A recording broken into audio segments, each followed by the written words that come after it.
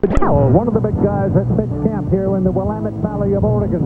The Michigan Wolverines coming to a place they have never been to play a team that has feasted on such moments of opportunity for the last decade, the Oregon Ducks. Some highly ranked teams are beginning their conference play today. That's different. Only Michigan is taking a top 10 ranking off the road all the way to Oregon, and that's dangerous. Whose habitat includes one of the loudest college football stadiums anywhere.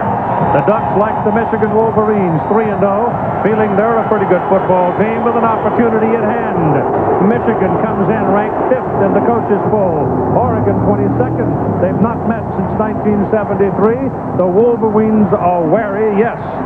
They have lost in their last 2 trips to the West, but it's a powerful football team with the troubling clouds of hype following them. This is a festival in the city of Eugene. Colorful, the sun is out. It's a glorious afternoon. Dan Fouts is with me, an alumnus of Oregon, an NFL Hall of Famer. Todd Harris is on the field. My name is Jackson, and I'm just passing through. But Dan, let's talk about this Michigan football team, and first off about this powerful offense they've been showing. Well, they've left their tire tracks on a lot of opponents, thanks to running back Chris Perry, who's not just off any old assembly line. He leads the nation in rushing, he leads the nation in scoring, and he's got a powerful slashing style. And he's placed himself all the way in that fancy showroom called the Heisman Trophy candidate. This is not a lopsided football team Lloyd Carr brings. The defense is powerful too, and they will just tattoo you all day long if you let them have penetration. Well, they can get after the passer with Larry Stewart, 8 sacks so far, and a run blitzing team with great linebackers with great speed. Jim Herman, defensive coordinator's message to his football team today: make the Ducks earn every inch. Well, I know that you're not terribly fond of a 2-quarterback system, but that's what Mike Bellotti has at the moment at Oregon. Well, he's made it work. Kellen Clemens will get the start, and then he'll be relieved by Jason Fife some point in the first quarter. They put up good numbers, and when you combine the two, it's good enough to lead the nation in passing efficiency, thanks to 11 touchdowns and no interceptions. But he's made it work against the likes of Mississippi State, Nevada, and Arizona. This, as we know, is Michigan. They'll be playing on the field turf, so the footing is going to be good, too, and it has not rained in any consequence. Now let's join Todd Harris with the Michigan head man, Lloyd Carr. Well, Coach Carr, first visit to Eugene, your impressions thus far? Well, it's a great college town, a great atmosphere, great fans, perfect day, Pac-10 versus the Big Ten, 2 undefeated teams. I think that's pretty good. When you're at Michigan and you start out 3-0, the talk is national championship right off the bat. Has it been hard keeping the kids focused on just this game? Well, I think smart teams don't get complacent, and I think we have smart guys on our football team. Good luck, Coach. Thank you. Keith, back to you. All right, Todd, thanks very much. Mike Bellotti, like Lloyd Carr, in his 9th season. Mike is the dean of the Pac-10 coaches, and like Lloyd Carr, Bellotti moved up from a coordinator's position. The Oregon Athletic Director, Bill Moose, has called this game a premier moment for Oregon football, for the whole state of Oregon, as a matter of fact. Just getting Michigan to come out here and play means something. Head coach Bellotti, however, speaks to perspective, and this is what he said to his team. To remember that we're playing the 2003 Wolverines. We're not playing 100 and so years of storied football program. We're not playing uniforms. We're playing people. That it's what's in our hearts and in our minds. Our mindset is the most important thing. And the other people out there, the 60,000 plus are going to be there, going to have a great time. And we're ready to kick it off. Referee Gordon Reese ready to blow the whistle, and Adam Finley will kick off for Michigan. Oregon won the toss. They want the ball. They've got it. Taking it at the 8-yard line, it's Ryan Shaw. He is a tailback, and he's out to the 30. And there the Oregon Ducks will possess the ball. First down. The quarterback for the Oregon Ducks, as we said, they used 2. Sophomore Kellen Clemens goes out first. He's had a very good start on this season as a youngster. Neither quarterback has thrown an interception yet. The Outback Steakhouse starting lineup features some of the great speedsters that you'll see as they come out, and we're locating as to which ones they're sending out for the first snap of the ball game. Sammy Parker is out, sore ankle and all. Demetrius Williams is a youngster who has suddenly emerged. They've got speed to burn. They go quickly to the outside, and Michigan plays it well as Marcus Curry is not fooled, and he takes him down right at the line of scrimmage. Now the Outback Steakhouse starting lineup. Wide receiver Sammy Parker came out of the Arizona game with his ankle sprain. Worked through the week all right. Demetrius Williams, we told you, has emerged. There are 4 people who work at tailback. The offensive line, tackle to tackle, is big. Dan Weaver, a mere slip of a lad at 293, the anchor. And it'll be interesting to see how well they can perform against this Michigan defense. They throw the ball the other way, get it into a one-on-one thing with Sammy Parker, and that doesn't get anything either. It's going to be 3rd down and 10 as the other cornerback, LeSueur, makes the tackle. Michigan's defensive front, all seniors, very quick, seasoned, and if they do get pressure, look out. Linebackers, Carl Diggs, 43, the leader. He's a senior, a team captain. And the DBs, they're big and active. LeSueur and Curry have looked very good at corner, and Jackson had 6 tackles against Notre Dame. And we've already seen the strength of this defense tackling. 100% improved, according to defensive coordinator Jim Herman. On 3rd and 10. Clemens back throws to the sidelines. Bullet pass, good to Sammy Parker. Good for a first down at the 41-yard line. And that was a rocket.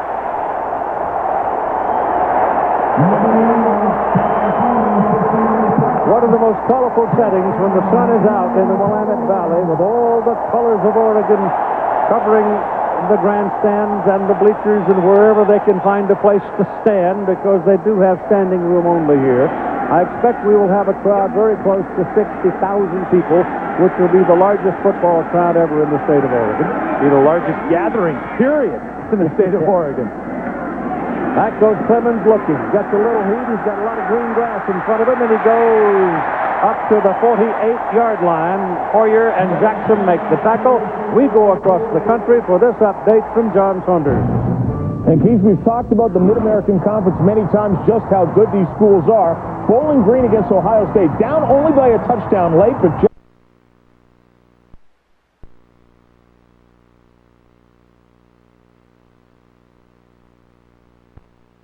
Ohio State runs up the clock, and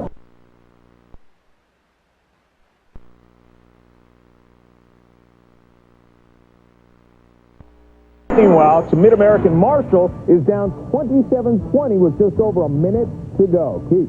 Wow, that will be a ringing upset, wouldn't it? Yeah, Bill Snyder wouldn't like that, will he?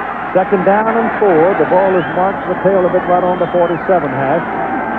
Ducks have a man in motion. They go to the run for the first time today, and the surge of the line will carry him to up close to midfield, and they roll him backwards, but the mark is going to be right near the 50. That's Chris Vincent.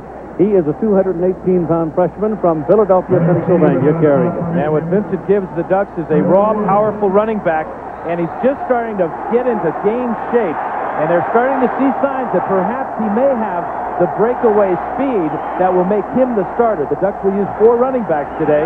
They'll use Vincent, Whitehead, Washington, and Shaw. Vincent is the guy they want to come and make the step up. Now on 3rd down and 1, the Wolverines go to a goal line defense. They line up 6 people along the line of scrimmage. The Ducks pick it outside, and they get the first down. A good effort by Chris Vincent. The contact was made short of the first down, but the big guy from Philly took it over the marker and moved the chain. And this is an option play by Oregon, kind of a misdirection option play, if you will. Kashama is right here. He's going to get sucked down into the interior of this line, and the pitch goes to the outside. Well executed by the Ducks. But again, sure tackling by the defensive backs of Michigan have kept the Ducks from getting any big plays yet. That was Lawrence Weed who wrapped his legs on that play, but it's first down at the Michigan 47-yard line for Oregon. And they got a man in motion. They go back to the run, and there's a loss back to the 48-yard line. Almost a 5-yard loss as Larry Harrison got the penetration, a sophomore out of Detroit for the Wolverines. Well, and that's not easy to get a near 5-yard loss on a running play. Harrison was late getting to his position, and that may have confused the Oregon offensive line. He had great penetration. 3-yard loss. As the sun come out bright and clear, it's 62 degrees in Eugene, Oregon. So it's football weather. Second down, they say 14. Pressure coming. Open it up the middle to the quarterback. Clemens takes off and goes down to the 40-yard line, where he is hit hard by Marlon Jackson. It'll be marked right on the 40. They'll need close to 3 yards to get the first down. Oregon caught Michigan in a blitz that time, and they didn't get there. From the outside will come Shazer, another defensive back from this side, and that leaves it open, the middle wide open. Good protection by the Ducks, and heads up by Clemens, realizing that the blitz was on. Don't want to hang around that pocket too long. Third down and 3. Terrence Whitehead is in the backfield now. He may be a little quicker. He's got it. Bouncing to the outside. Turns it on and goes to the 35. Down to the 34. First down, Oregon. LeSueur and Woods, the tackle for Michigan. Key block that time by fullback Luke Rowley, who's filling in for Matt Floberg. Rowley is number 33, and he's going to lead Whitehead. Here he is right in front of Whitehead. He's going to lead him to the outside here, and this is some of that quickness that you talked about, Keith. Good move by Whitehead to suck the defense to the inside, jumps outside, picks up the first down. So put it on the 34. Oregon now has moved the ball from their own 30 in the opening possession of the ball game. Clemens back, looks to throw. Dancing, goes big. Into the end zone. He's got a man wide open and overthrew Sammy Parker. He actually had 2 people open. But Parker was the man all alone, and Clemens missed him. Yeah, he certainly had time to throw. There's no question about that. This offensive line does a super job. It's one of these slide protections. But right now, he takes a while to get this one underway, and he's too late. And when you're too late, you can't throw the ball as high and let the receiver adjust to it. So he just airmailed Parker. That would have been a touchdown. Remember that one. That one got away. Single back. Now they put the fullback in for blocking. Give the ball to Terrence Whitehead, and Whitehead pops it. Close to a first down. He picks up 9 yards on the carry. And Keith, already Oregon has accomplished something Notre Dame could not do last week against Michigan.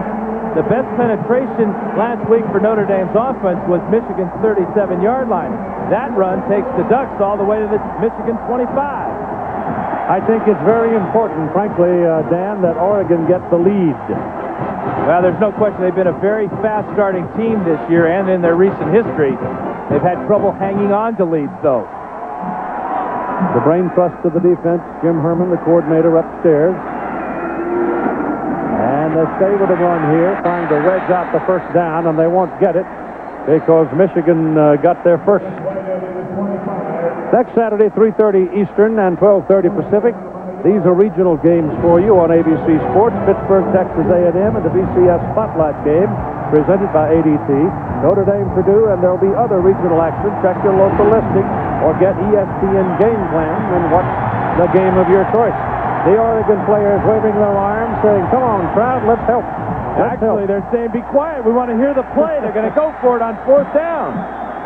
But it's more than a yard, too. And this crowd doesn't bother Oregon, though. They're used to it. Clemens throwing. He's got his man open. It's inside the 6 wide, down to the 5-yard line. Tim Day, the big tight end, slipped outside. Nobody paid any attention to him, and he almost scored.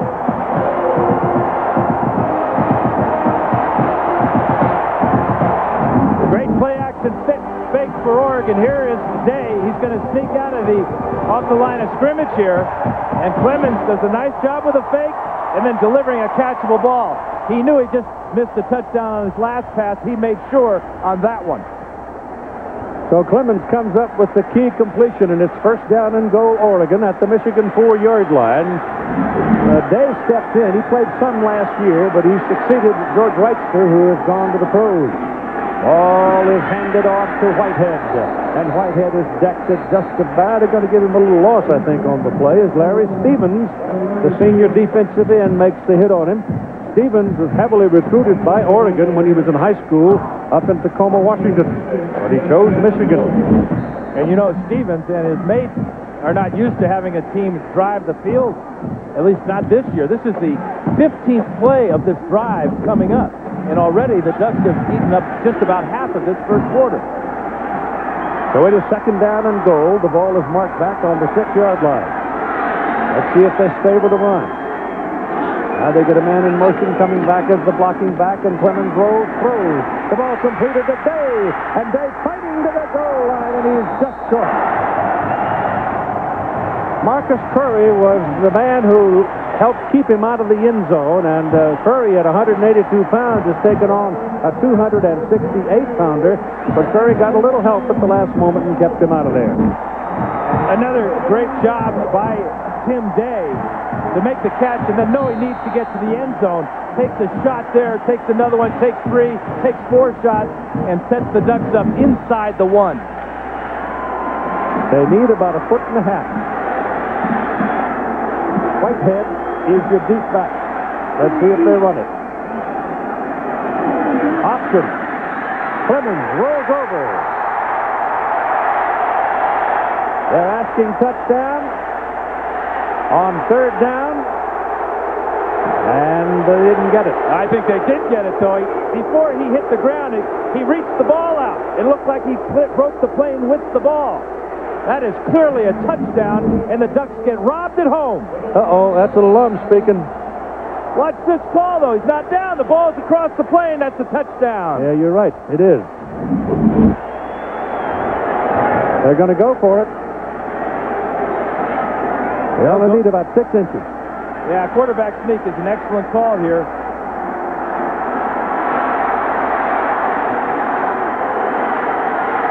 An Oregon man moves. Tim Day, of all people. My goodness.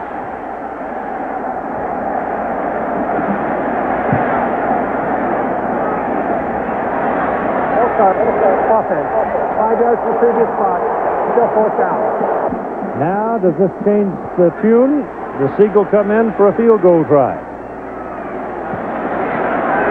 Yep, Siegel is in, Keith, and it's important, obviously, is to get points on the board and not worry about the fact the referees, the officials, denied you a touchdown. Garrett Siegel has had a very successful career, 30 out of 40.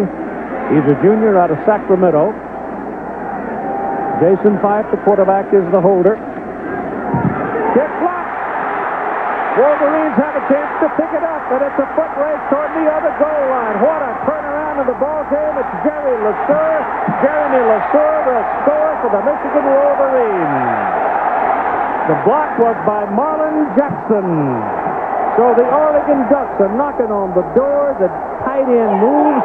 They lose a chance to stick it in the end zone after driving it down the field. Michigan blocks the field goal try, and LeSueur goes the other way for the touchdown. Wow.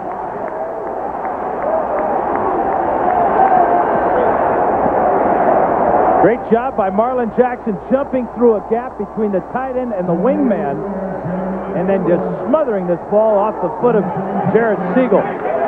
Adam Findlay does the place kicking, and today will also punt for the Wolverines.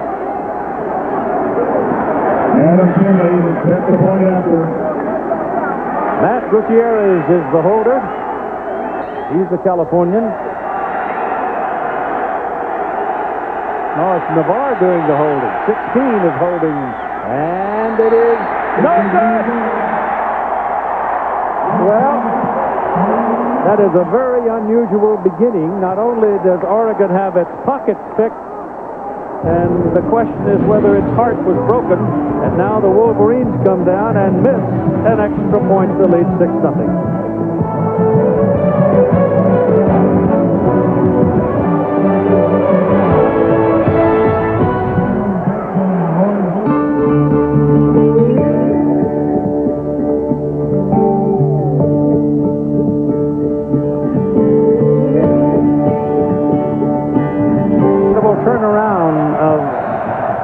In this first quarter, Troy Nineberg will kick it off for Michigan. He only weighs 166 pounds, but obviously he gets pretty good velocity, and here comes the return by Justin Fennessy, who is a cornerback, and Fennessy will get it out to about the 18-yard line. It is Michigan 6 and Oregon nothing, and the crowd is stunned.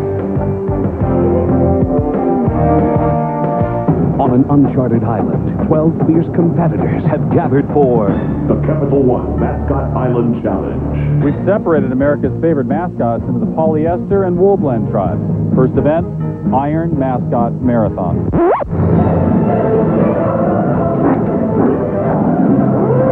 Cast your vote for the National Mascot of the Year at CapitalOneBowl.com. Tune in the Capital One Bowl to see who wins.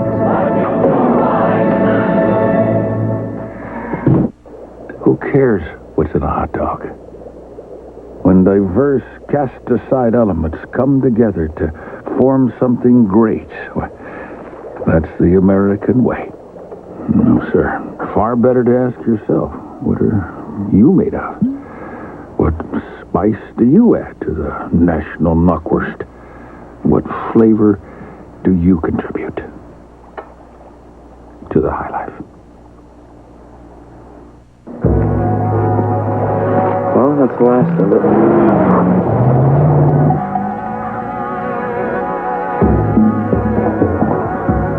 The original rugged Nissan Pathfinder, and coming soon, the new full-size Pathfinder Armada.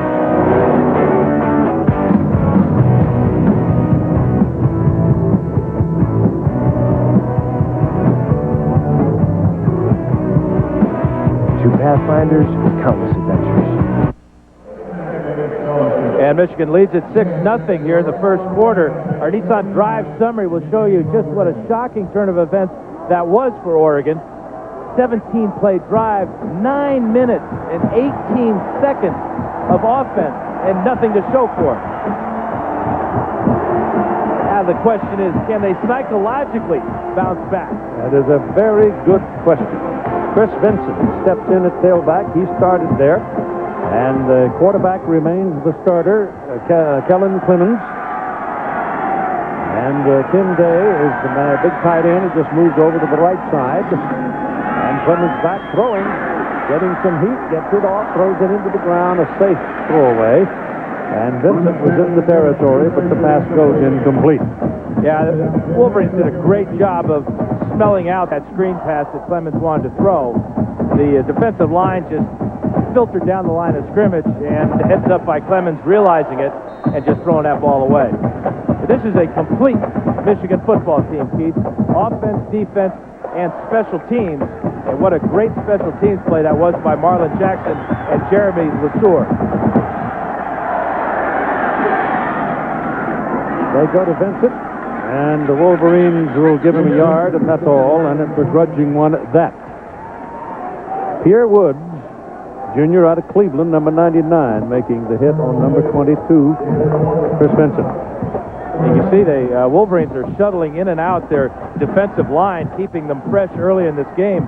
Again, that was a 9-minute drive that Oregon had. That might have worn out some of the bigger guys. One of the great strengths of the Michigan team is, from where I sit, is the number of people that are quality they've got to play. They can rotate people and lose nothing. Clemens gets some heat, now breaks free, throws down on his knees, making the catch for a first down at the 34-yard line is Kellen Taylor. Kellen Taylor gives them a first down at the 33-yard line. Another update now from John Saunders.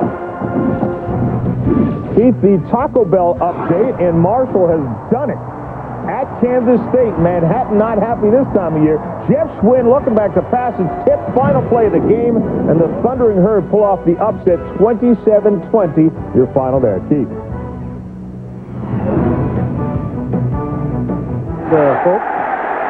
The pileup goes into the sidelines. You've got players, you've got the chain gang, and everybody involved there for a moment.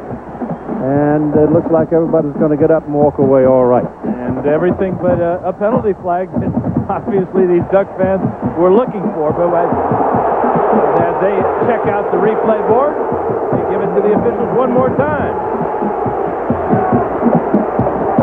I think what Mike Bellotti is being told that Oregon had a wide receiver in that mix who was blocking on a defensive back, and that might have added to the collision on the sideline. Second down and 10.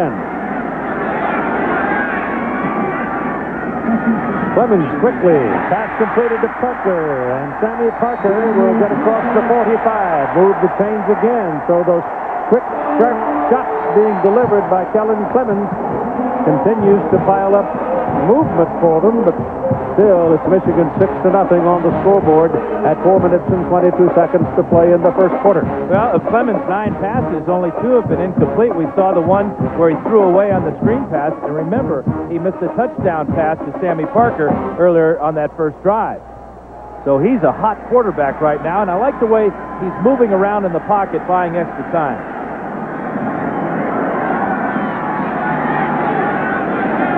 Michigan corners come right up on Parker. Parker coming down the left side. Now the pass is thrown, and it is a penalty flag flying onto the field from that side of the field. LeSueur was covering Demetrius Williams. That may be where the infraction occurred. The field judge threw the flag. And that's a good idea to cover Demetrius Williams. He had 3 touchdown receptions last week against Arizona, as Sammy Parker was injured early in that game.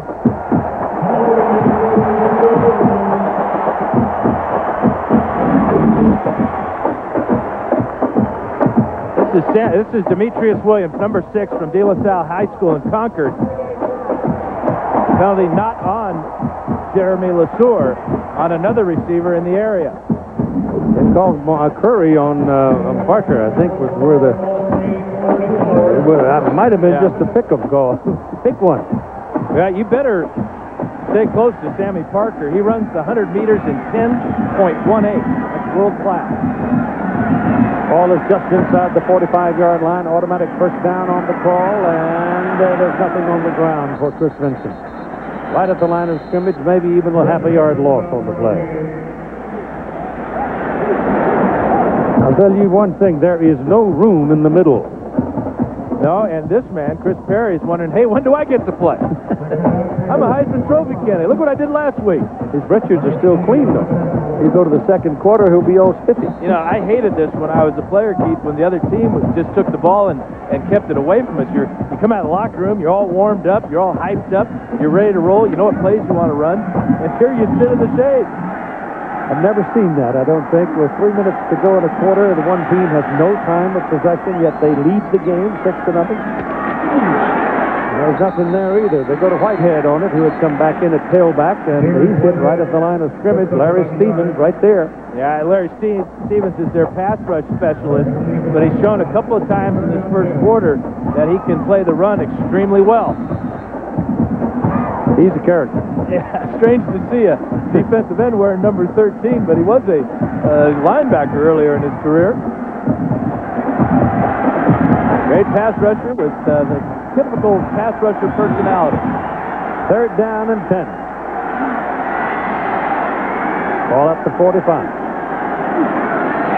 Looks for the pass. Blitz coming. Clemens steps away, throws, and can't deliver it to the receiver. Again, he had Parker beginning to break clean. If he'd have put a lot of air under it and let Sammy track it, that might have been 6. But the pressure was all over him, and he got rid of it. And no question, Jim Herman wanted to put pressure on Clemens. Can't give him time to find these speedy receivers. Marcus Curry is back to receive the punt of Paul Martinez. And he takes it about the 13, goes down at the 15. Kellen Taylor on special teams down to make the play on him. It was a 31-yard punt and a 3-yard return. I'm out of town at a convention, and a bunch of us decide to go to dinner. I tell the cabbie to head for Hollywood on Lewis Street. The cabbie pulls up in front of Hollywood Dry Cleaners. Huh? Luckily, I just signed up for Infone. Hello, Infone. I'm looking for a restaurant called Hollywood on Lewis. And Navarre stands up to throw to the sidelines, and it's a little too high for Braylon Edwards. The Outback Steakhouse starting lineup, backs and receivers. Tailback Chris Perry has started the season like a rocket, averaging right at 7 yards on 80 carries in 3 games. He's also caught 10 passes, and the man you saw there reaching for the ball wide out, Braylon Edwards, has 13 catches. But here's the reason that Chris Perry has run so well and so far. 300-pounders, tackle to tackle, and a seasoned backup at every spot. 2nd down and 10. The ball is on the 15-yard line for the Wolverines. This time it goes to Perry, and he skates around a bit and finds daylight and gets across the 20 to the 21. Marley Tucker on the tackle. The Oregon defensive front lost tackle Nata to a knee injury. The people, though, have played well without him, and today it's Michigan depth that may present the problem, and lack of depth on the part of Oregon. Linebackers always fly around. Senior Kevin Mitchell leads them.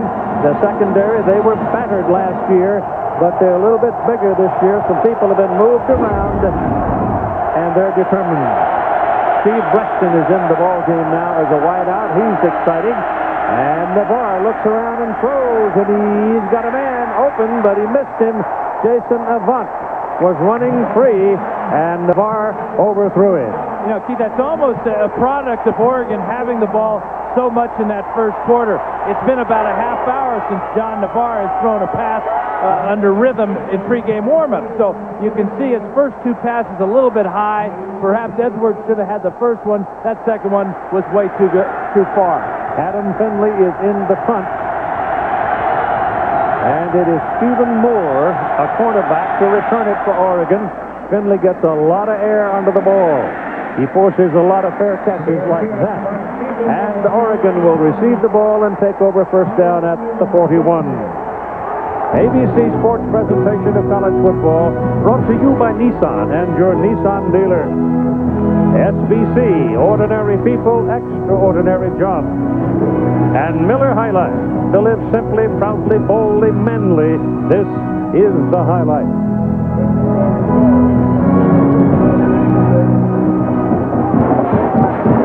So the Ducks get good field position for this possession at their 40-yard line.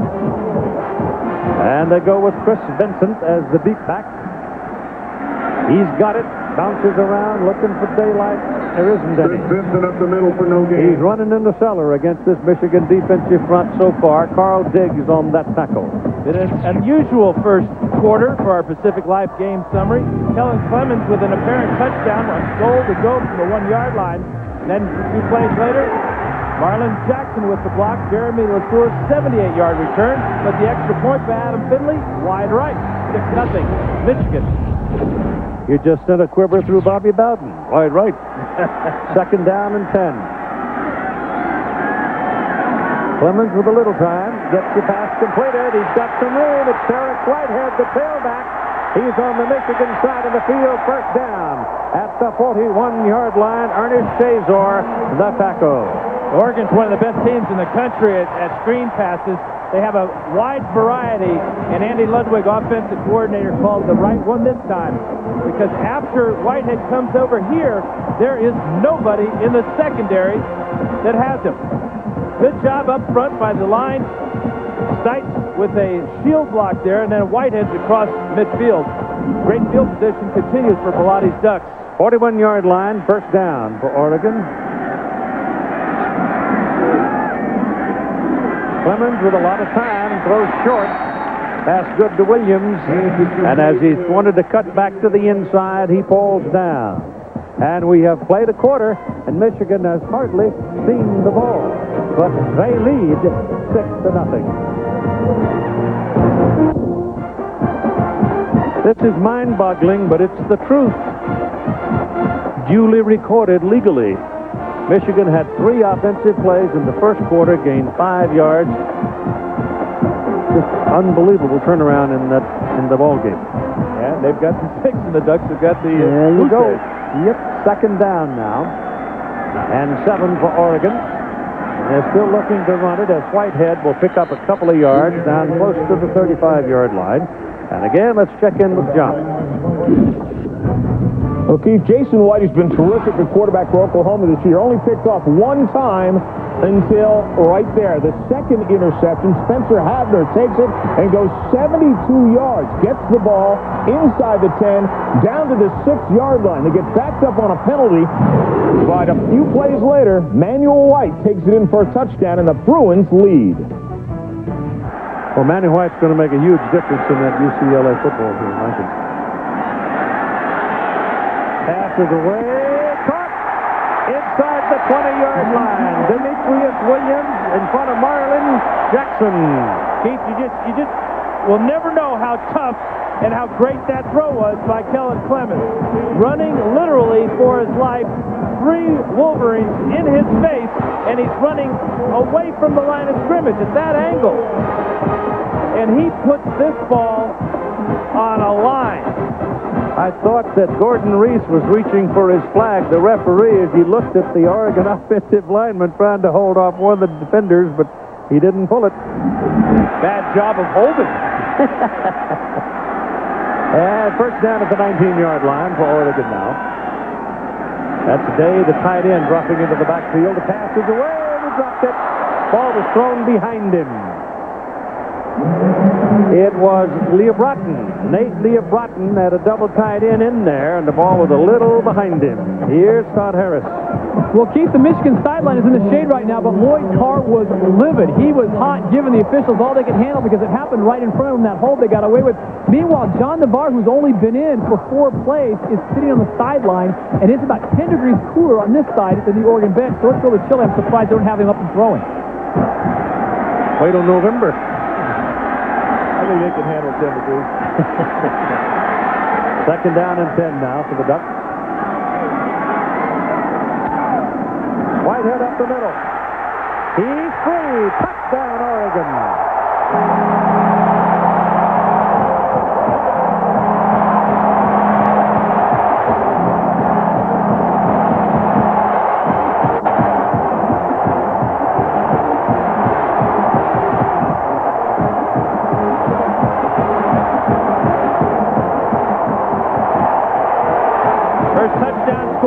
The Wolverines in the first half this year, and only the 16th point. But Whitehead on a trap up the middle behind Dan Weaver, the center. And the first time ever that Oregon has scored on Michigan. I wasn't going to mention that, Keith. First 3 games they were shut out. The kick gives Oregon the lead. Jared Siegel. So at 13:44 to go in the first half, it is now Oregon 7 and Michigan 6.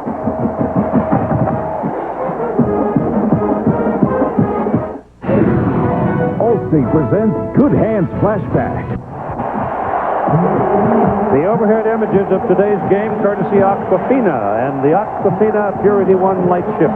The crew of the Aquafina light ship hopes you're enjoying ABC's coverage of the game. And so do we.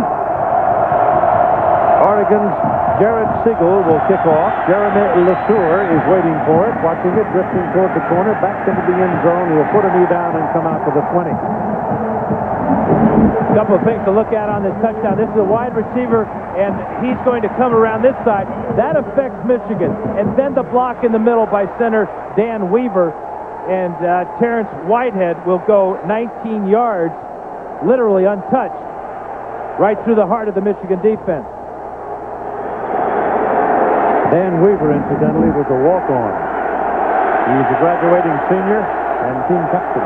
From Redmond, Oregon, his brother Sid, former Duck, playing for the 49ers at tight end, was also a walk-on. My kind of guys. You got it. 20-yard line for Michigan. Navarre gives to Perry. Michigan, I'm sure, would like to pound away on the Oregon defenders here for a while and wear them down some. Today's singular wireless poll question: which team should be ranked number 1? Oklahoma, Miami, USC, Ohio State, or Michigan? To vote, log on to ESPN.com, search singular or singular users, and text message to 222 ABC. We'll give you the results in the second half. Second down and 7. Boy. CFB brings down Chris Perry authoritatively right about the line of scrimmage.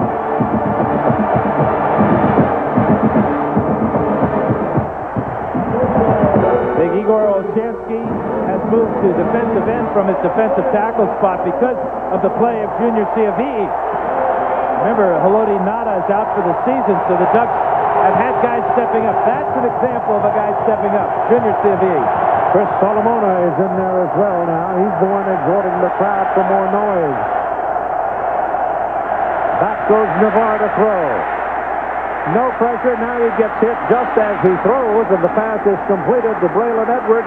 And Edwards has got a big play for the Wolverines to put it on the Oregon 49-yard line.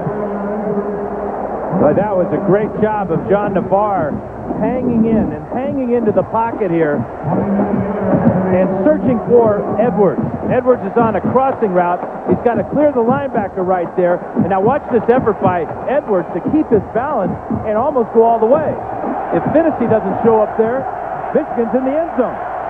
They're going to mark it inside the 48 where he went out of bounds. And it's first down for the Wolverines. This is their first offensive thrust of the ball game. Only the second time they've had it.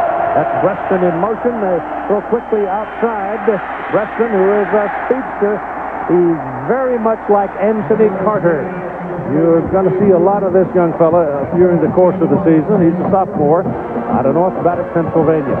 He's already made his presence felt on the punt return team. And he's only 6'1" and 175 pounds or so. They're probably lying about that 175.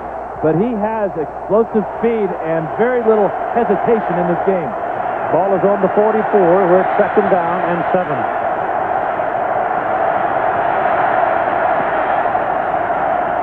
Carey cuts back into the traffic and will get a couple of yards. At the conclusion of today's game, we'll select a Chevrolet player of the game from each team. Chevrolet making a $1,000 contribution to each university's general scholarship fund. You talked about this offensive line being the strength of this Wolverine ball club.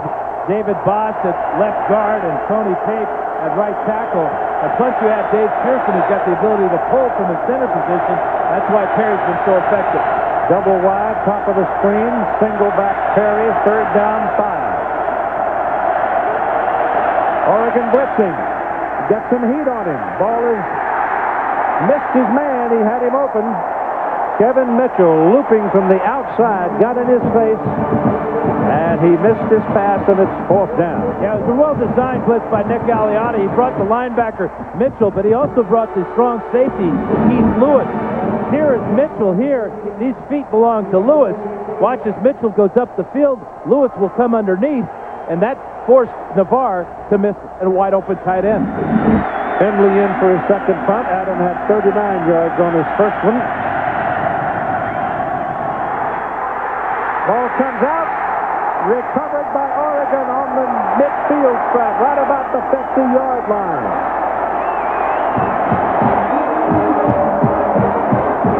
This snap just goes totally awry.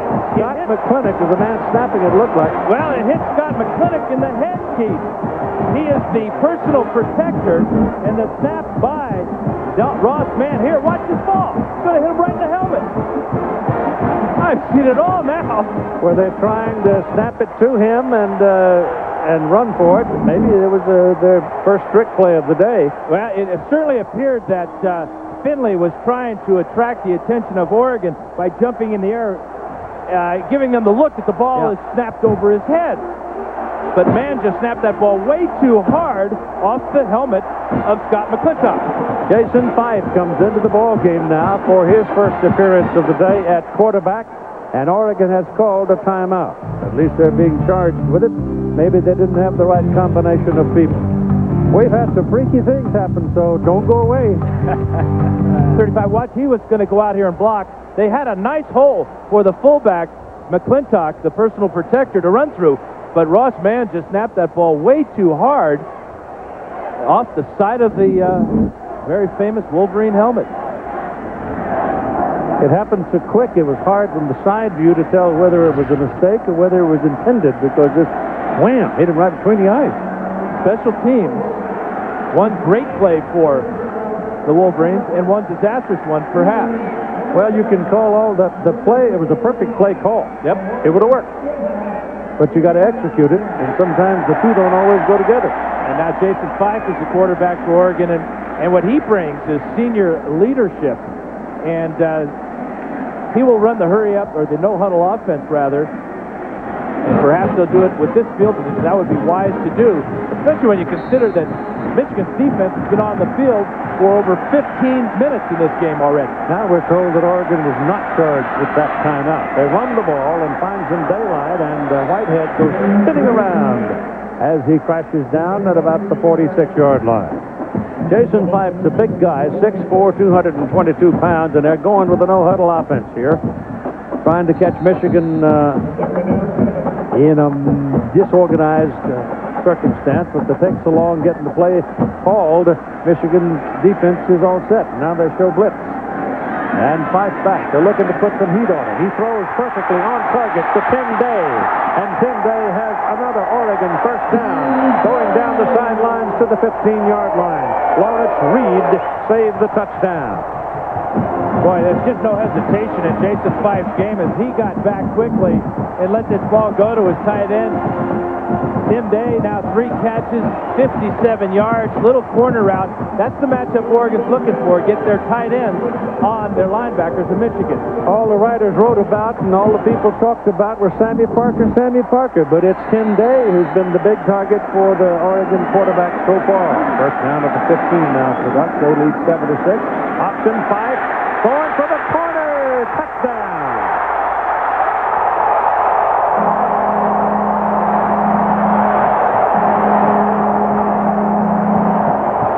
Can run it.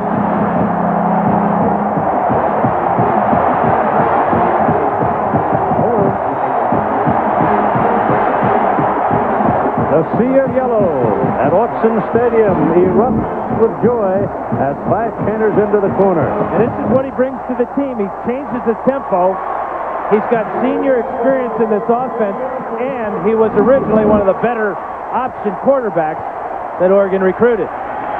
He goes for the point. Fife holds it.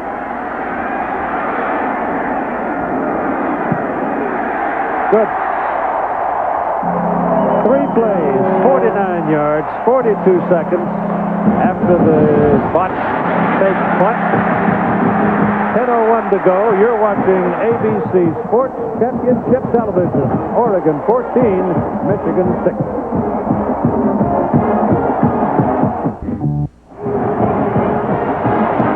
Stunning numbers to ponder.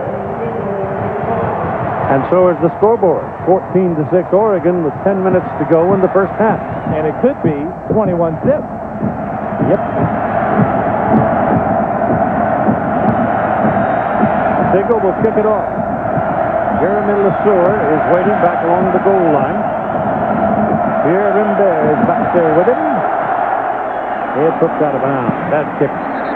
Michigan gets the ball out of the 35-yard line, so that's a big mistake by Siegel, trying probably to hit it too hard. ABC Sports presentation of college football brought to you by Hummer. Check out the H2 at your local dealer. Hummer, like nothing else. Verizon Wireless, we never stop working for you. Allstate, you're in good hands with Allstate. And Gatorade Thirst Quencher. Gatorade, is it in you?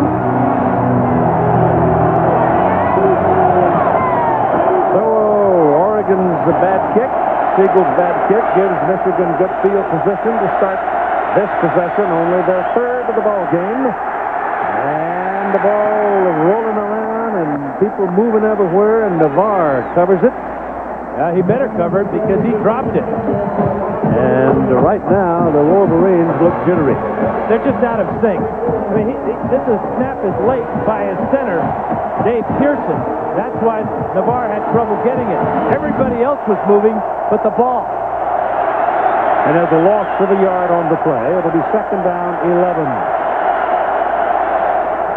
Waylon Edwards is the receiver to the bottom of your picture.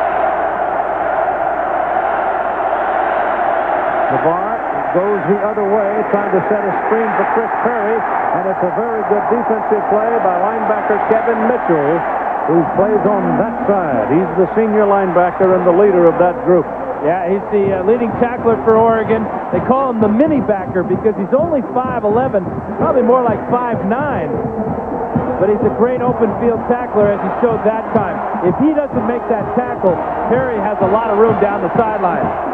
And the ball is back now at the 29-yard line, where it is third down and 16. And the crowd is all over John Navarre, trying block out the sound. Big John back to throw. Pressure coming. Sacked back at the 21. Devin Long, younger brother of Ryan Long, who won the Outland Trophy a year ago at Washington State. And Devin Long picks up his 4th sack of the year. Defensive end with the motor of his older brother Ryan, number 92, working against Tony Pape with a great move to the inside, splits the blocker. Matt Lentz couldn't get over there, and that's his reward, a quarterback sack for Devin Long. You beat Pape, you beat a good one. Yes, sir. Here's the punt out of there by Finley. Good one. And he comes back to the 39-yard line, coming straight up the middle. It's Stephen Moore. Moore is on his way. It's no flag. Touchdown, Oregon.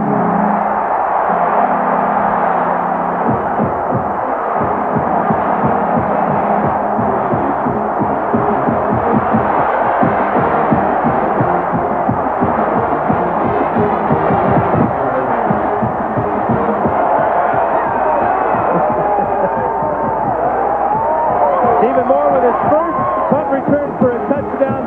The Ducks have always been very good at returning punts. They've had people like Keenan Howard to do it, but the trademark return has always been the middle return, as they executed perfectly that time. 61 yards after a 39-yard punt. He goes to the point. Fife holds it, and he kicks it straight through.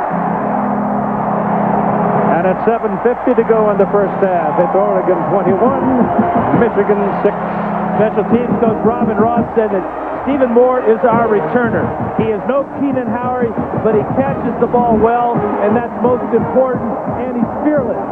To run right up the middle against a punt coverage team, you have to be fearless.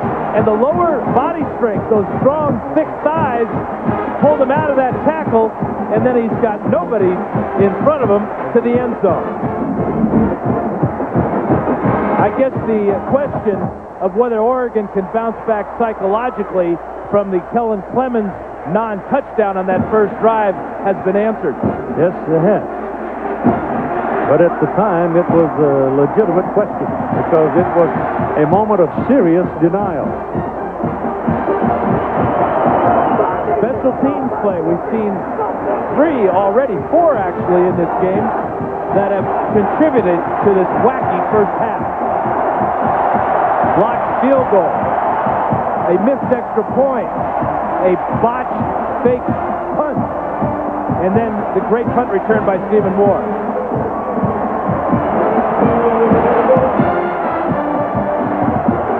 All right, LeSueur will be back there to receive the kickoff from the Oregon Ducks as they're flying pretty high on their sideline right now. And Siegel has hit another bad kick. That's 2 in a row. He's jerked out of bounds, and he comes out to the 35-yard line. And Keith, Jared Siegel's doing a good job at taking this great crowd out of the game with those kickoffs. But you can see the difference here. This is the big house, Michigan Stadium, and then you come to the Nut House, Boston Stadium. Half the size, but every bit the energy and excitement and noise. This crowd is very, very close to the field. But Oregon was at the end of the journey west, so fertilize it, it'll grow.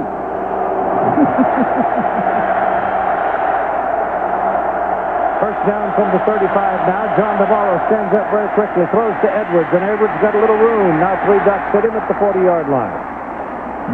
That's a quick pickup of 5, maybe 6 yards. Well, Michigan knows that Oregon recently has had real trouble guarding fleet, tall, wide receivers such as Braylon Edwards. Edwards is a sub-11 second guy in the 100 meters, and he should be a big target for Navarre as this game goes on.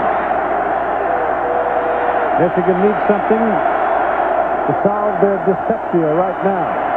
Ball is handed to Perry. Perry tries to power his way over the right side on second down and a long 4, and he's hit by Jerry Maxson, taken down after a yard.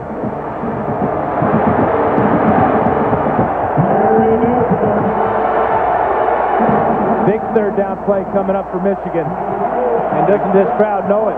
We get a double tight end now. Tim Massaquoi in there at one. Andy Mignery is at the other. 1 for 4 for Michigan, so they're going to call timeout and make sure on this third down conversion try. Third down, a long 3 coming up for the Wolverines with Oregon leading 21-6. Trivia question, and this week, which coaches share the record for the most Rose Bowl game victories? That wasn't me, folks. I want that duck. We got to get him to the Rose Bowl this year. Navarre all day to throw, and throws high and out of bounds. And Oregon secondary doing a great job of taking away Navarre's primary receiver, forcing him to wait and wait and wait, and the pressure comes, and he's got nothing down the field. All 3 of the wide receivers on one side of the field, the Ducks are in a combination coverage, and you can see that's as good as Oregon can possibly do, and it's done in a long time, covering 3 fast wide receivers. And that brings up another Michigan punt with Adam Finley, and waiting is Stephen Moore. The last time he went 61 yards for a touchdown.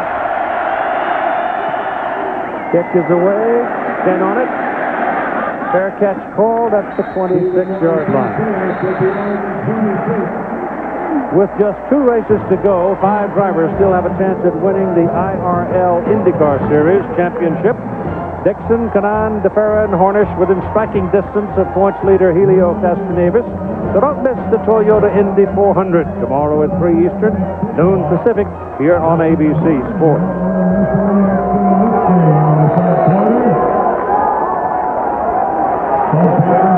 Astonishing numbers here in the first half. All of them. Yep. Jason Fife back in there at quarterback now. He runs for the touchdown, hands this ball away to Chris Vincent, and Michigan jumps all over him for a yard loss. One of the things you notice about that defensive front, when they come and they get you, you usually are short of the line of scrimmage. The quickness and their size, the combination, it's almost unstoppable. They get you on your heels and make you pay. Big Gabe Watson at 337 right here. Carl Diggs just came off the field. Here's Fife looking to throw it, and throws it low. And he had his man, too. The receiver had broken off the pattern. Sammy Parker had come inside, and he was available. 25. This is an important defensive stand and series for Michigan. Oregon is backed up in bad field position, at least for this first half. If they can force a punt after this play, they'll give their offense a chance with good field position. Clock ticking along here. We're under 6 minutes to go in the first half. 21-6, Oregon leading. Third down, 11. Five quickly. Pass is completed, but it's well short of the first down to Kellen Taylor. Taylor sliding as he made the catch, and that leaves him 4 yards short. Yeah, that's 2 poor passes by Fife in a row. Missed Parker on the previous play, and then that one was thrown so far behind Taylor, he was unable to keep his feet and pick up the first down. So in the punt, he is Paul Martinez, and Mr. Excitement is waiting to receive it, Steve Bresca. He's averaging better than 19 yards. Now it's a terrible kick. Now we'll see what happens with the bounce. Or it takes an Oregon bounce, and Preston's forced to leave it go, and it's going to roll dead inside the 5-yard line. That's an incredibly successful bad punt. It's just a matter of perception here, Keith. That ball hits the ground at about the 32. It ends up on the 2. 30 yards of roll. My goodness. The football gods are wearing yellow and green. Which coaches share the record for the most Rose Bowl game victories? The Aflac trivia question, and the answer is John McKay, Southern California, and his predecessor by some years, Howard Jones, also Southern California. John McKay at Oregon Ducks. Yeah, with the tailback here at Oregon. On first down from the 2, the Ducks form all over Chris Perry. And stop him just about the line of scrimmage, maybe a yard. Yeah, The amazing thing about Mike Bellotti is, as you look at his graphic, he's in his 9th season here at Oregon, and all the other Pac-10 coaches 3 years or less. And you look at Dirk Cutter and Jeff Tedford, former coordinators here under Mike Bellotti. Carey's carried 6 times for 13 yards so far today.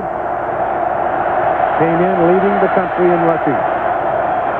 Navarre out of his end zone gets the pass away. It is caught by Braylon Edwards up around the 7, and he's knocked out of bounds by Stephen Moore.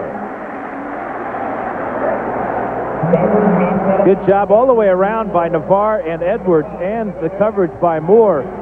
He knows that Edwards can fly. He was laying off him about 6 yards. Let him catch the ball and then closed in a hurry and made a sure tackle. Preston goes back in now at a wideout. So you've got the 2 burners, Edwards, Preston, and they're together on the bottom side of the screen. Now Edwards goes the other way in motion. Navarre back, gets pressure, gets the ball off, ball caught, and he's got just enough. It was the strength of 6'3", 210-pound Edwards against 5'9", 180 Moore.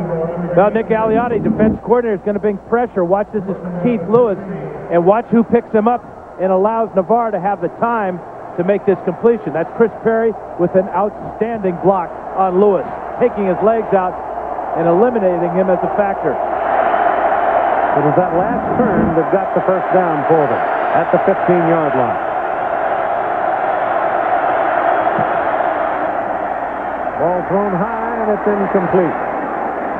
It was intended for Preston. And that may be an inexperienced move there by Preston. That's that bubble screen where he's got a wide receiver who's going to block for him.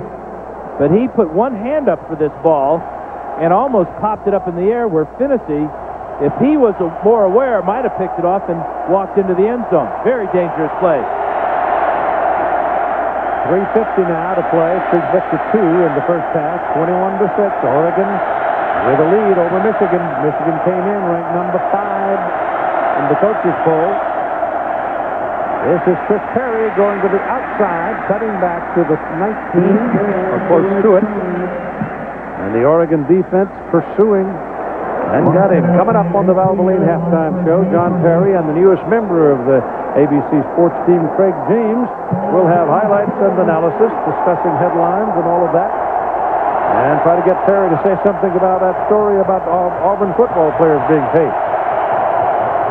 Yeah, how about that? Yeah, what I want to know is how come that newspaper man sat on it for 2 years. 3rd down and 7. Pressure, steps away from it, throws into the middle of the field. The pass intended for Massaquoi, the tight end, and Big Ten cannot come down with it as Mitchell and Matson pinched him and knocked it away. Yeah, Massaquoi's had a little bit of trouble this afternoon. In fact, Navarre has had trouble finding anybody but Braylon Edwards to catch his passes. 5 completions for Navarre out of 11. 4 of them have gone to Edwards. 4th down, another punt, and this is the 4th of the ball game by Finley. No pressure on him. The kick is away, and it's again a tight spiral, and the tackle is made just as the ball arrives. Stephen Moore stepped under it, did not fair catch it, and was immediately taken down. The halo rule is gone now, remember, this year. You just give him a chance to catch it, and then you can whack it. The pictures overhead Autzen Stadium from the Aquafina Purity 1 lightship flying 1,000 feet above with the aerial coverage of today's ball game. Aquafina hoping you're enjoying scenic Willamette Valley on a sunny day. I don't see a cloud, and that's rare. No, not this time of year, Keith. Football time of year, it's always sunny here in Eugene. Right. Clemens is back in his quarterback now. After Jason Fife had his 2 possessions, the ball is handed to Whitehead, getting a block on the corner. Whitehead first down. Ernest Shazor makes the tackle. A good run by Whitehead. An unusual first half, to say the least. Marlon Jackson with the blocked field goal, and then Jeremy LeSueur goes 78 yards. Terrence Whitehead on his 19-yard punt France to the end zone. How about Jason Fife on the option play from 15 yards out? And then Stephen Moore on the middle return of a Michigan punt goes 61 yards, 21-6 Ducks. And first down, Michigan 45 with 2.5 minutes roughly to go in the first half. Run it with Whitehead again. He bounces outside, spins, and he's got a penalty flag in his wake from the referee. That might very well be a hold. At least a block in the back. So not many penalty flags in the ball game. That's what, the second one, isn't it? Second flag. Yeah, and that's something that Oregon has had problems with, penalties. Way too many of them. Bellotti knows to beat Michigan, you have to play a perfect game. Offense, 10 yards from the previous spot. Still first down. Put it on the 35-yard line after the hold call. To give it the other officials, if we can, while we got a moment here. Gordon Reese, we told you, the referee. Al Granado, the umpire. Jim Rennie is the head linesman. Mike Batlin is the line judge. Brad Glenn, side judge. Field judge Mac Gilchrist. And Terry Wilson is your back judge. Pac-10 crew. First down from the 45. Whitehead again. Oh, a lot of room out there. And they fake it to Whitehead. Fooled me, too. Clemens rolls out and throws complete to Leah Broughton. Nate Leah Broughton, a sophomore out of Bend, Oregon. That's your neighborhood, Dan. Yeah, his first catch of the year, and a pretty good one. Again, Clemens showing his arm strength and mobility as he rolls away from this great fake to Whitehead. That pulled Michigan off the tight end, Leah Broughton. But again, he's running away from the line of scrimmage and still able to get enough on the ball to get the completion. Larry Stevens was the big guy chasing him. So it comes over to the Michigan 45-yard line. And Clemens gives it again to Whitehead. He's a sophomore out of Los Angeles. And last year as a freshman running behind Ontario Smith, I thought it became quite clear he was the heir apparent, but others have surfaced here. And what you really have going at tailback for Oregon is a four-man quartet. Yeah, with Vincent, you've got a bigger back who's got power. Whitehead gives you the shiftiness and the moves. And Washington is a little bit of a combination of the two, and so is Shaw. So none of the four has really separated themselves, although Whitehead's touchdown looks pretty good right now. Third down and 8. Ball thrown quickly, and it looked like Shazer might very well have gotten a hand on it and deflected it. That was a great play by Ernest Shazer. If he is a 6 inches farther towards this ball, he picks it off and scores. It's a quick step. There is Shazer right there. Watch, he reads the eyes and can barely get his hand on that ball. He's a big safety at 6'4". Almost got a pick. In the punt now, Paul Martinez, his third of the day. Spins it down toward the corner, trying to hit the corner, and it's into the end zone. Boy, he almost had that thing in coffin corner. A moment now with Todd Harris. Well, Keith, Autzen Stadium, or as Dan likes to call it, the Nut House, is a tale of two stadiums. When the Ducks have the ball, it's quiet enough to sing Hail to the Victors at the 50-yard line, and you can actually hear yourself. But when the Ducks are on defense and Michigan has it, it is absolutely deafening down here. And the difference between Autzen Stadium and the Big House is the sound doesn't go anywhere. It seems to be right on top. In talking with the coaches before the game, they were mostly concerned with the noise and the crowd on the field. Keith. Todd's Traveling Expo is back with us today as they come in the second half, and make sure that you turn on your recorders. You don't want to miss it. I've got an extra copy in case somebody does miss it. It'll be on eBay tomorrow. First down at the 20. Wolverines trying to crank it. And bang, ball is out. Incomplete forward pass. Boy, another Kevin Mitchell belted Perry. Yeah, no question about that, Keith. The only question, did Perry have possession of the ball? The officials say no replay, so no play. Incomplete pass, but this is a heck of a hit by Kevin Mitchell. Right here, got Perry man for man. He breaks on it fast. Oh, that's close. Close. Igor Olshansky from St. Ignatius High School pounces on that ball. Kevin Mitchell, the big play. He's from the Ukraine via St. Ignatius High School. Born in Ukraine. Actually, Keith, it's now a college prep. Second down and 10.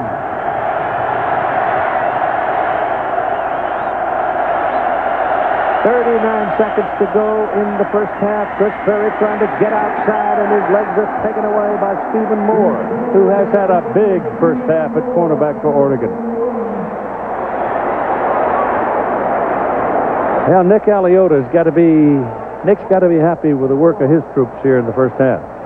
Yeah, I would think, Keith, he's been under a lot of fire last year, but he sticks to his guns. He knows that his players appreciate the job that he does, and he has an attacking style. He's going to put 8, 9 men up in the box. He's going to force you to throw the ball, and he's going to live with the results. It is an Oregon timeout. 27 seconds to go, and now we told you about the Traveling Expo. Roll your recorders. Here it is. Now, the beauty of the Oregon Ducks uniforms are they've got 3 options. Today, they're going with the Thunder Green. Then you have the Icy White. These are the uniforms the Ducks wore last week when they went down to Tucson. And we all know what happened in that game. And my personal favorite, Lightning Yellow. So you got 3 choices, but the beauty of this whole plan is now you can mix and match. Thunder Green, white pants. Lightning Yellow, white pants. Lightning and Thunder. Oh, yeah, that's right. Coming right at you. You better watch out. I see your number, DB. Bam, stiff arm.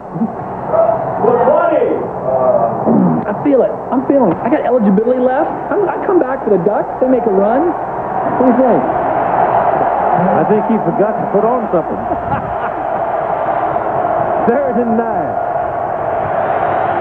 3rd and 9 for Michigan at the 21. Crowd comes up. They're going to run it.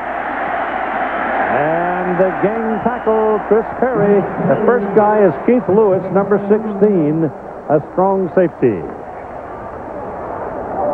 Oregon calls timeout with 18 seconds to go.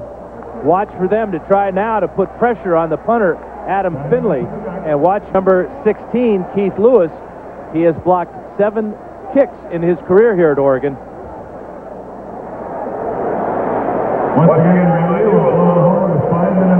Todd, has anybody called you about a center pole yet? No, they haven't asked me about that, and my career's probably over playing or modeling, but I'll tell you what, that was Haloti Ngata's uniform. I was filling it out quite nicely. He's over 300 pounds. I tip at 160, so, give me a little break up there, big fella. Yeah, well, you go to all those strongmen things, and you get growing muscle. I do need to visit the weight room, though, after the game.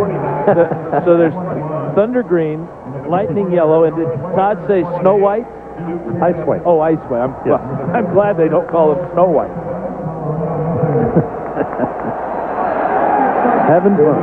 Now remember, Jared Siegel has a career best of 59 yards. That's what the Ducks are thinking now. 3 more points on the board. Finley's 5th punt of the first half. It's Stephen Moore. You know how dangerous he can be. They don't get any pressure. They peel back. The punt is very short. It takes a friendly bounce for Michigan. And Moore isn't going to mess with it. He's going to let it roll. And it rolled well down to about the 38-yard line. And so with 5 seconds to play, I don't think a cannon would get it over the crossbar.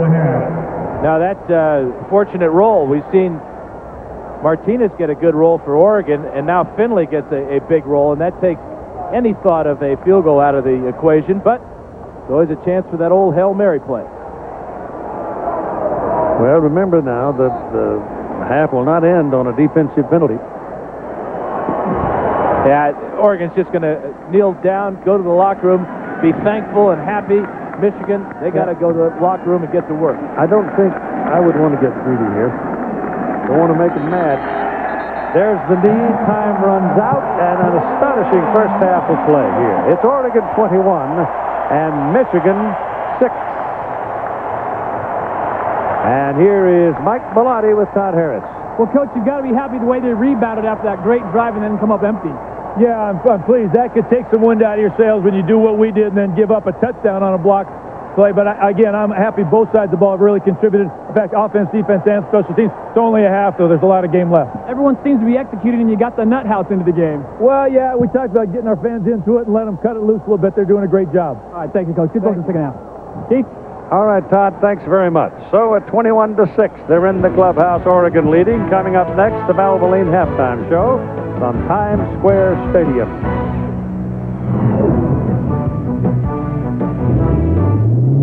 Buyout Accelerator. Stadium right now with their football team, the Oregon Ducks leading Michigan by a score of 21-6. Jason Fife, quarterback, running in from 15 yards, contributing to that big lead, and they're holding their breath in Eugene. Like that lunch? We talk about putting the ball only where you... Score is, the game stats are even more so. Well, our Pacific Life game summary, what a difference 1 week makes. Last week against Notre Dame, total dominance by the Wolverines in every category, especially the final one, the 38-0. But this week against Oregon, it's been all Oregon. And you look at the bottom note, almost 2/3 of the first half, Oregon was on offense. Now, the question I have, sir, is keep Michigan out of their rhythm?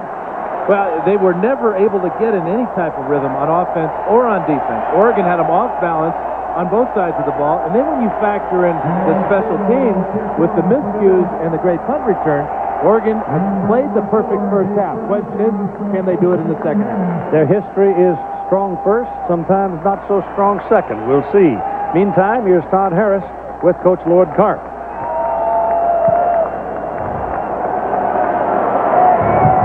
So was the noise and odds and everything you thought it would be? Well, it's significant, and we knew that coming in here.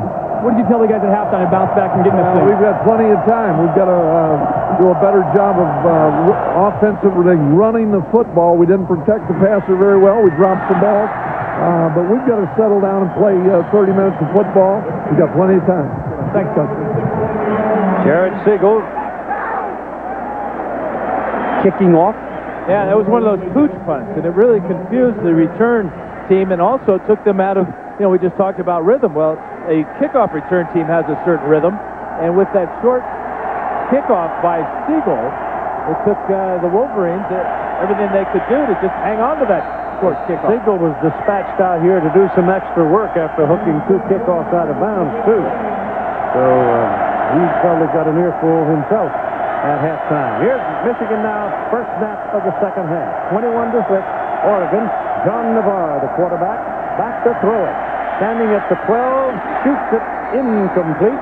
It was intended for Chris Carey coming out of the backfield. David Martin ran into the play and has shake his head a little when he got up because he took a whack. Navarre coming off his tight end. Look at Massaquoi in the middle here, running free. But when Navarre goes to look to him, for some reason doesn't cut it loose. Instead, he finds Perry covered by 2 Ducks. And it's second down and 10. And the crowd getting into it now. Edwards is the man returning to the ball. Navarre getting pressure, sacked at the 10-yard line. They'll let him fall forward to near the 12. That was Justin Fennessy coming off the corner. Fennessy with his second sack of the season at the corner blitz. And you have got to have great speed to be able to pull this off. Michigan not ready to pick up the corner. Nobody there to pick up Fennessy. And Fennessy has to struggle with the big John Navarre at 6'6", 230 pounds, but he gets him down. So it is third down and 18 now for Michigan. And the crowd's all over the Wolverines at that end of the stadium. Back goes Navarre to throw. Lets it go to Edwards, and it's thrown a little behind him and incomplete. Marley Tucker was covering on the play. Perfect pass works, but that was not a perfect pass. Oh, you know what, Keith? I beg to differ with you. That, to me, was a perfect pass. For some reason, Edwards only put one hand up to catch the ball. The ball was right out in front of him. Navarre throws a hard ball, but you've got to throw it hard, especially across the middle. Yeah, it was better than I thought. Yeah, I think that Marley Tucker may have been pulling on that other arm, and that's why Edwards couldn't get 2 hands on the ball. Punt will be inside the 5 for Findlay. Wind has kicked up a little bit, and it's a bad kick. Shanks it. And it's going to bounce around the 40-yard line and go out of bounds at about the 41. So that's a 29-yard punt. And Mike Belotti's two-quarterback system continues to work. You can see the numbers there. The big one down here for both of them. No interceptions in 3.5 ball games so far this year. And great field position for the lucky quarterback that comes out first, Clemens. Big opportunity here. The ball is on the 41-yard line of Michigan for their first snap of the second half, leading 21-6. Clemens gives it away to Chris Vincent. And Vincent, the bigger of the tailbacks, will wiggle around and pick up a couple of 3 yards as Shazer makes the tackle for the Wolverines. Shazer is such a good tackler, along with Marlon Jackson at the safety position. They come up, crowd the box, and what they're looking for is that cutback run. That time, Vincent refused to go where the ball was originally designed to be run, cut back, and there was Shazer. And he lost 2 yards. 2nd and 12.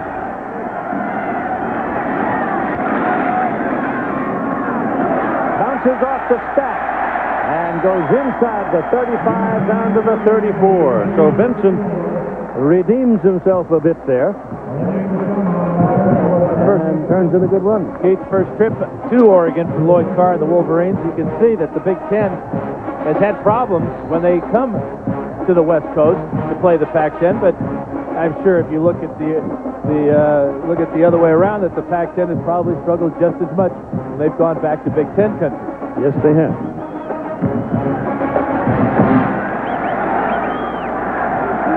Michigan losing to Washington and UCLA their last 2 trips out here in the regular season. Clemens, a lot of time, throws, his man is open. Up the middle of the field, it is Kellen Taylor. If he stays in the middle, he might have scored. LeSueur makes the tackle. Clemens was real tempted to take off running, wasn't he? You can almost see his anxiousness to get out of the pocket. His first guy's not open there. He sees the pressure coming, but that is a sign of a quarterback that is maturing. First job is to throw the ball. Second job is to get out of the pocket and run. But when you've got these fast, quick receivers as he has to work with, that's a good choice. Ball is just inside the 20. It's first down, Oregon.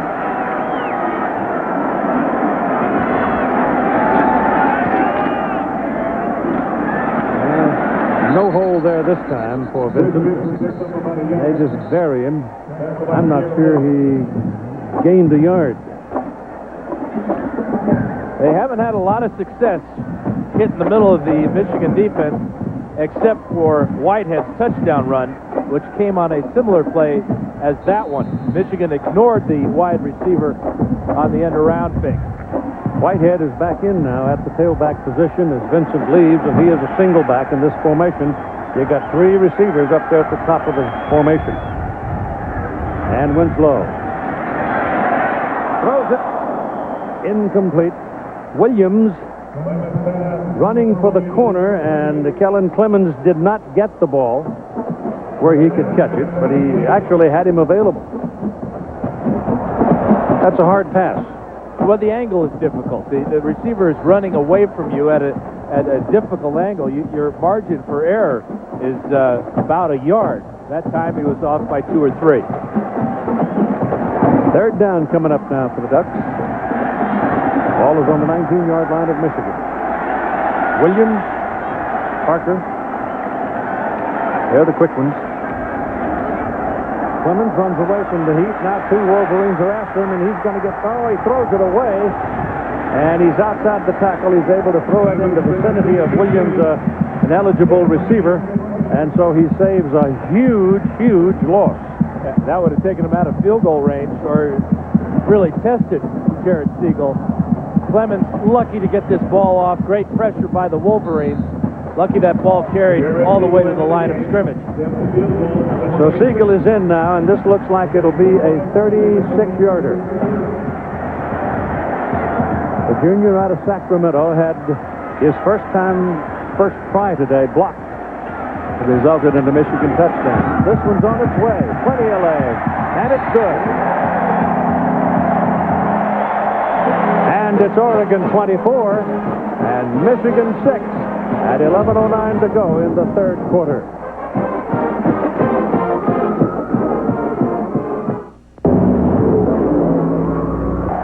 Joints jumping in Eugene, Oregon as the Ducks lead Michigan 24-6 here in the third quarter of play. The whole world is yellow right now.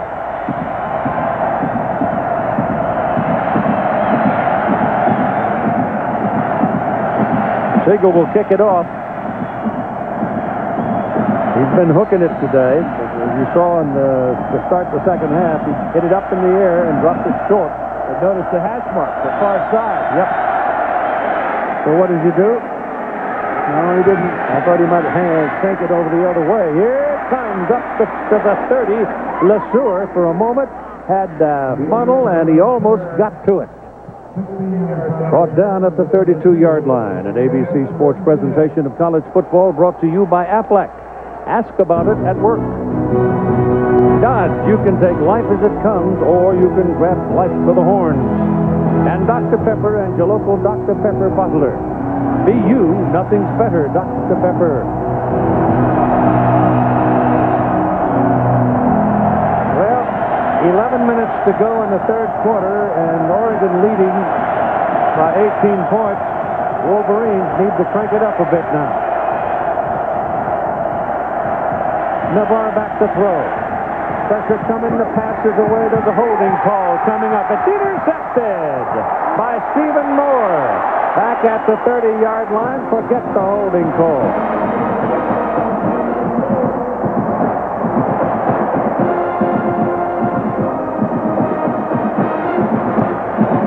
Well, the way things are going right now, Michigan is helping Oregon.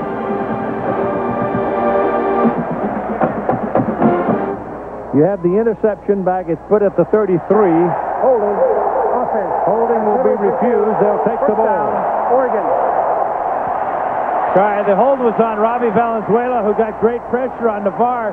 Ignored the play fake. You can ignore play fake when you're up by 18. Here's Edwards working against Stevie Moore. Who's running the pattern here? Looks like Stevie Moore's running the pattern. He saw that play the whole way. That's getting into your playbook, preparing for your opponent, and knowing where Michigan wanted to attack the Oregon defense. Great play by Stephen Moore, his second one of the day. Moore's had 4 tackles, an interception, and a 69-yard punt return for a touchdown.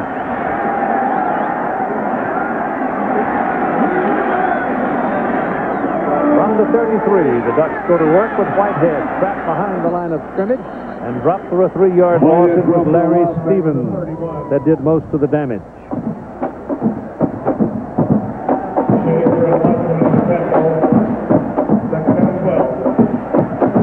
Kansas State's lost to Marshall, I guess the biggest upset of the day.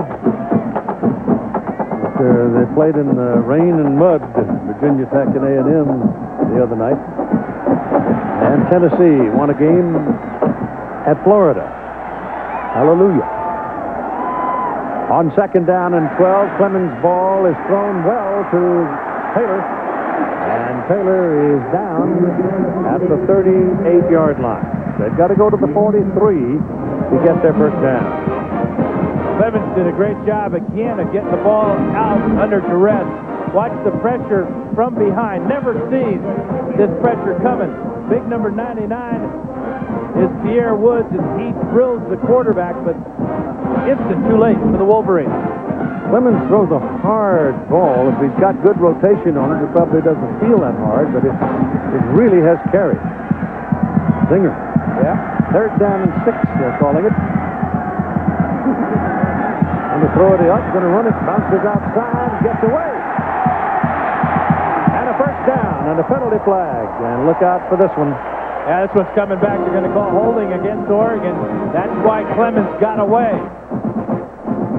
Whitehead had a big block for him, but that's for naught.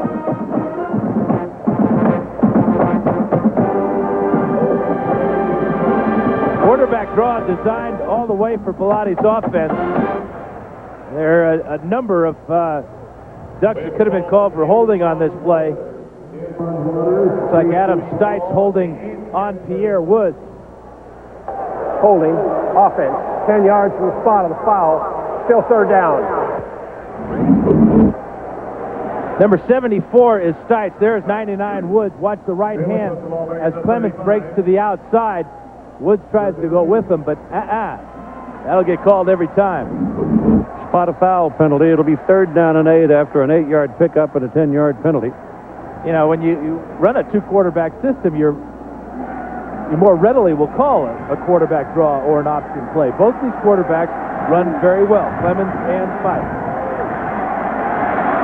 3rd and 8. Down the middle. He's lucky to get that one back.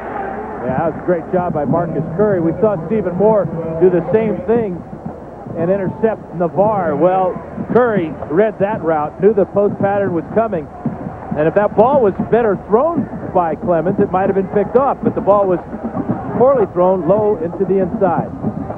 Marcus Maxwell was the intended receiver. Number 15 for Michigan, that's Stephen Preston, and Paul Martinez standing back at his 20. Will hit it around the 24-25.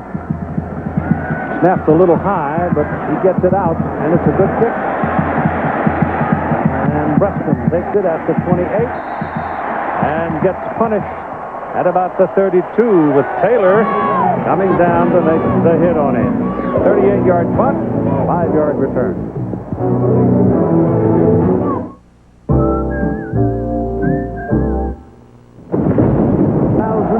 2023.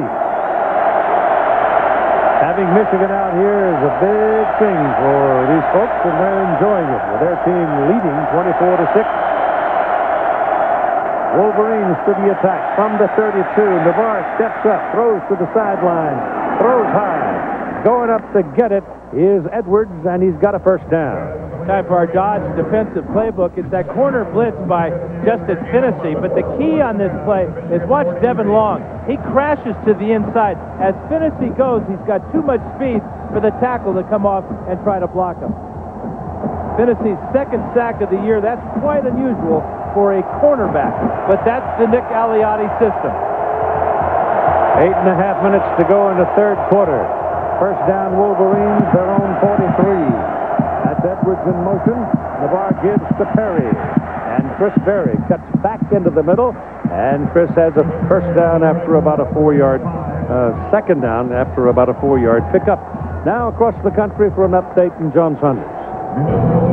He's in the BCS Spotlight game presented by ADT. It's Oklahoma putting it to UCLA. Jason White, 22 yards to Lance Donnelly.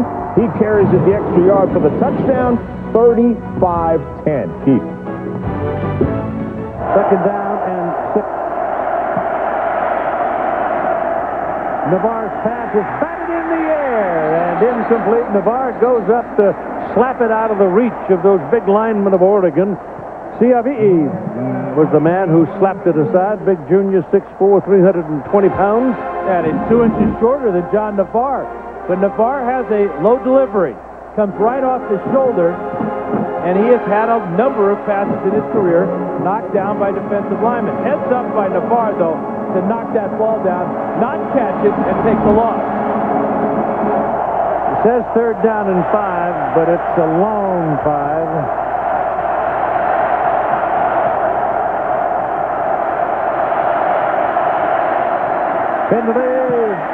The penalty for Navarre is he is just clobbered. The pass is incomplete, intended for Avant, and it was Olszewski that planted the Michigan quarterback. We talked about Igor Olszewski being a converted defensive tackle. Here he is right here. Watch him get to the inside, working against the Stevenage. And that's a big loop for a big man, and he punishes Navarre. Watch Navarre's head snap back and hit the turf. That hurts. And so the Wolverines will punt again. This is number 7 for Finley. High and a lot of air under this one. They'll leave it alone, and it's going to bound around, and the Wolverines will kill it deep. That's the 2. So the ball hit softly on the field turf. Didn't kick into the end zone. Didn't kick at all. A great lineup of regional games highlighted by Pittsburgh, Texas A&M, and the BCS Spotlight games presented by ADT. And Notre Dame, Purdue, and other regional action. Check local listings for the game in your area, or get ESPN Game Plan and watch the game of your choice. One of the games is going to match these Oregon Ducks against Washington State right here in this stadium next Saturday. That's one of the games being considered. And it's going to be payback time, you old food.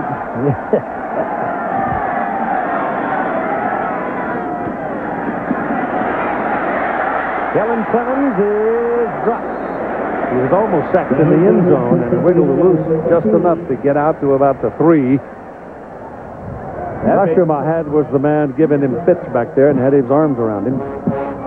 That may be one of the better 1-yard or no-yard runs you'll ever see a quarterback make. Talk about testing the patience and the time he had to throw. Barely got out of that end zone, avoiding that sack. Sammy Parker's off the field, and so is Demetrius Williams. Whitehead is the tailback. He gets the ball, pops out. Oh, my goodness, he tripped and fell down just when he had about a 4 or 5 yard opening and might very well have picked up a first down, but he's tripped by Adam Snyder. Tripped over Adam Snyder. Time permitting, stay tuned for the 50 car rental postgame report. We'll have scores and highlights from around the country. And time ticking along here. Still 24-6. Oregon. They're backed up right now, and they're looking at 3rd down and 8. The wind's blowing around. In fact, if they have to kick from here, they're going to give Michigan a very good field position. Clemens throws it. Ball completed to Whitehead out of the backfield. Wolverines take him down at the 10. He's short of the first down by 2 yards. This is what Michigan has in mind for rushing the passer. They have the ability with their front 4 to get pressure on the quarterback. That allows them to drop 7 in the secondary, makes it tough for the quarterback to find a receiver. But 2 plays in a row now for Clemens, knowing where the pressure is and getting rid of the ball or picking up yardage. 5th punt of the ball game now for Martinez, and he needs the kick of his life right here. Gets it out. Not a particularly good kick. Tail dragger that didn't pop forward. In fact, it backed up on him, and it's going to be marked down at the 34-yard line. That was a 24-yard punt. And that wind you talked about, Keith, just killed that ball. If you're kicking into a wind like that, 2 things. One, the lower you have it, the better, and you need a tight spin. Yeah, but the lower you have it, the more chance you give a great return like Breston a chance to make a big play. He is, however, a freshman, so cut him some slack, I guess. This is Michigan's best starting position of the ball game. Starting a possession at the Oregon 34-yard line. Jumping into it in a hurry, trying to help the defense. Navarre's going to put it up. Throws a hummer, and it is caught by Braylon Edwards. Reach high to get it, and will get it down on the ground at the 29. Matson, the middle linebacker, was with him there. Great catch by Edwards, and you can see that Michigan is throwing the ball because that's not a misprint. They've 1 yard rushing today. Remember, there's been a couple of sacks, and that botched fake punt will go down as a running play. So trouble for Chris Perry and the Wolverines on the ground. 2nd down and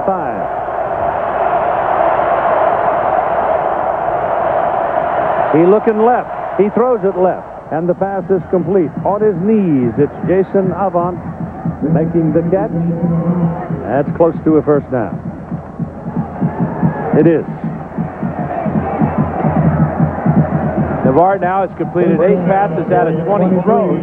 6 of them have gone to Edwards. That's the first one to another wide receiver.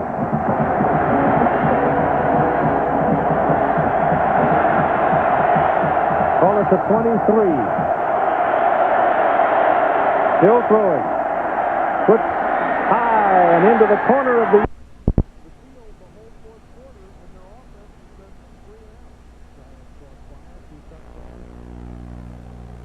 Like this, and let the athlete go up and get it. But Stephen Moore is having a career day, number 4, He gives away a bunch of inches at just 5'9". He came up with a big play that time. 2nd and 10. Carey is wide to the right side. Navarre throws it the other way, and it's not a touchdown. One on the other side. The official across the way called touchdown. And they give it to Jason Avant. But I think they're going to talk about it, Keith, because one official is adamant it was not a touchdown. But Avant, number 8, right here, going to come across the middle and then with great strength. Tennessee can't hold it. No, he can't. He had him at the 5-yard line. But look at this determination and leg drive, but he's not in. He's down. It's a bad call. The guy across the way who couldn't see where the body of the ball was, he saw the ball go across, but he didn't see the rest of the body, and he's the one that called the touchdown.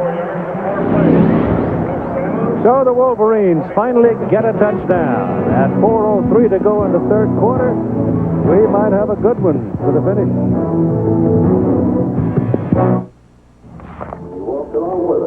Want to start a family?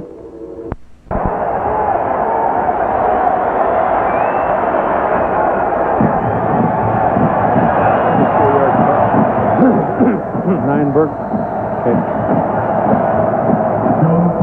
Troy Nineberg kicks off for the Michigan Wolverines after their touchdown, and he knocks this one well back into the end zone beyond the field of play. The wind is definitely helping carry the ball left to right.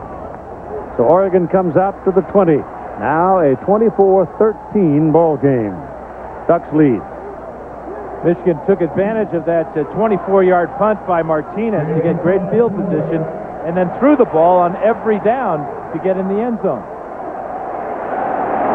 Jason Fife comes out now at quarterback for Oregon. His turn. Played well when he was in. Whitehead is the tailback. Contact.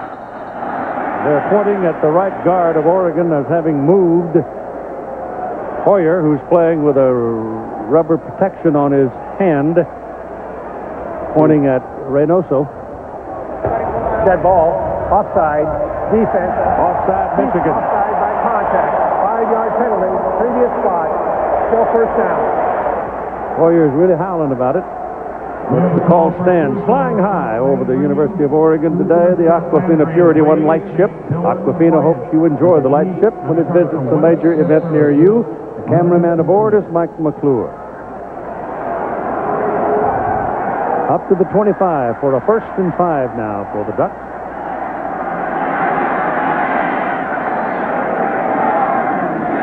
Fife gives to Whitehead. Big hole. And the first down for Oregon out at the 33-yard line.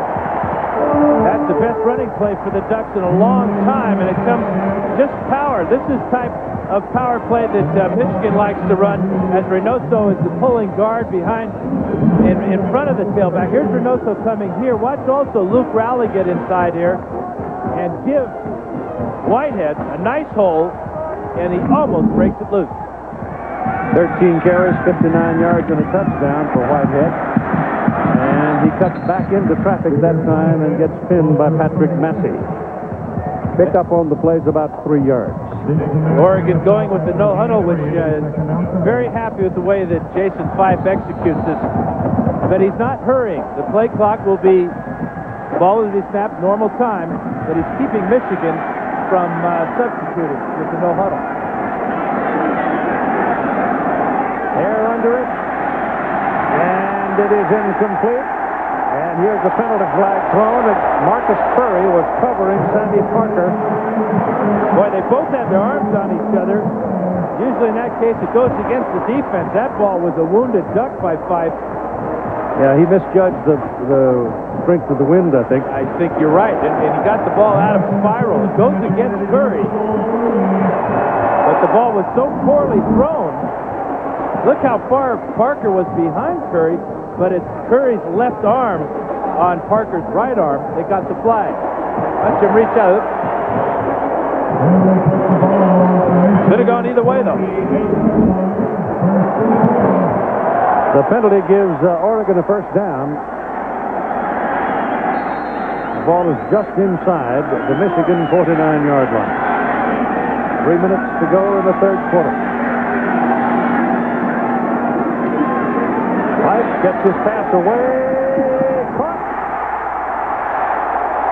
Pass caught by Sammy Parker down at the 20. Curry knocked him out of bounds, but he made the catch, and Curry saying he pushed me. Now, Jim Herman, defensive coordinator for Michigan, is going to bring the pressure on Fife.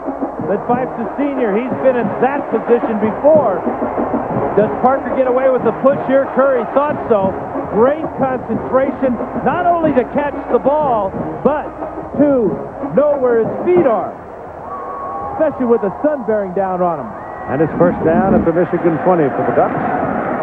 Fife again wants to throw. Goes good. At the 11-yard line, it's Sammy Parker on his knees making the low catch. And is Oregon ever answering Michigan's score? Going with the no-huddle offense, keeping the substitutions to a minimum for Michigan, and executing. That pass protection that time was beautiful for Fife. He had all day to find that receiver.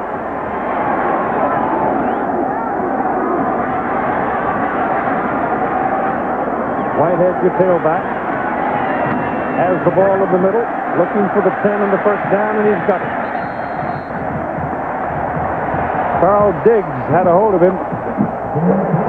Whitehead is strong. He's 207 pounds, and he puts it on the 9, first and goal, Oregon. That's a great tackle by Diggs, because if he doesn't bring down Whitehead, that's another Oregon touchdown.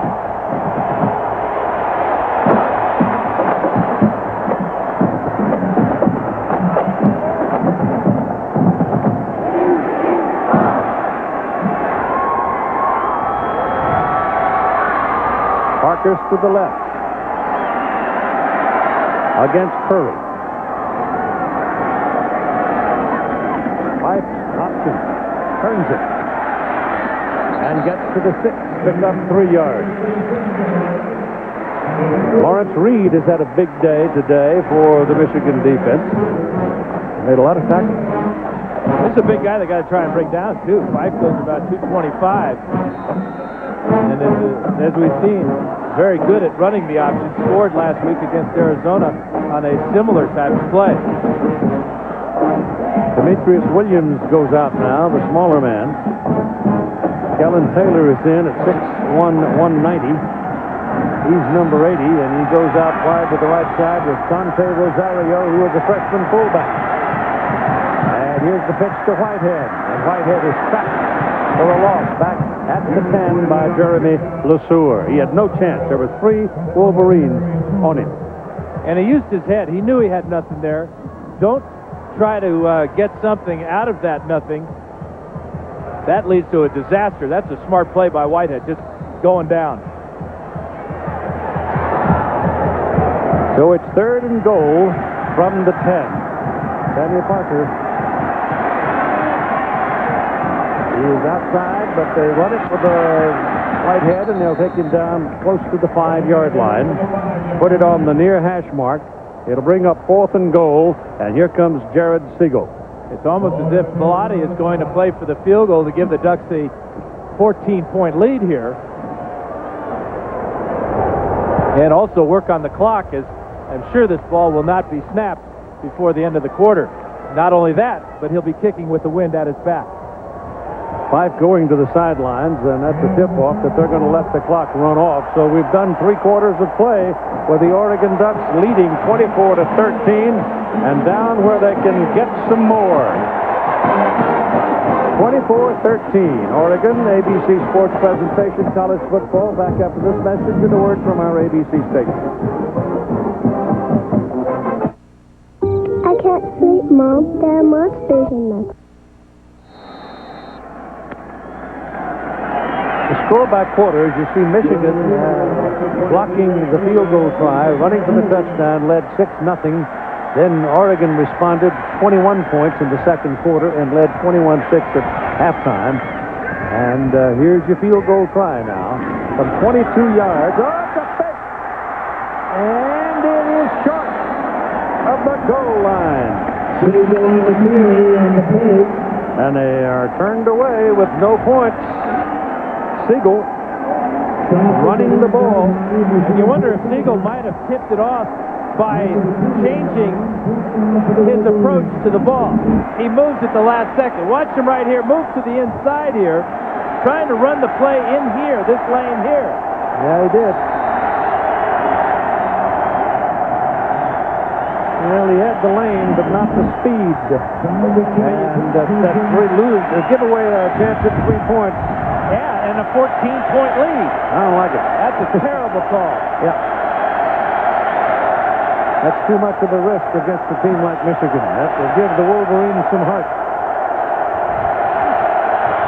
A gust of wind now as Navarre stands and throws complete to Edwards. And Edwards will have it out for a first down at the 16-yard line. You know, the other thing about that is they had the break between the quarters to come up with that play. And you know that Michigan is on the sidelines reminding their players they're not going to come with an all-out block. They're going to be looking for the fake field goal. And Oregon obliged them. So first down from out of the 17 now for the Wolverines. Look for Edwards. He's the go-to guy. Navarre told us that yesterday. He dumped this one off to Perry, and Chris Perry, who has been the hunted today, will pick up 2 yards. The poll question we asked you earlier, the singular wireless poll question, which team should be ranked number 1? Here are your results. You see, Michigan is leading Oklahoma in that. We didn't include Oregon in the list. Well, everybody in the state of Oregon is at this game, Keith. Of course, it ain't over either. No. And Navarre back. Good block to protect him, and out of bounds at the 31-yard line is Jason Avant. And Avant's the man who had the touchdown. And Navarre is really getting in a rhythm now. Michigan not running the ball at all, but they're putting it right on John Navarre's shoulders, and he's responding. No hesitation that time at all. Got back quickly and got it out.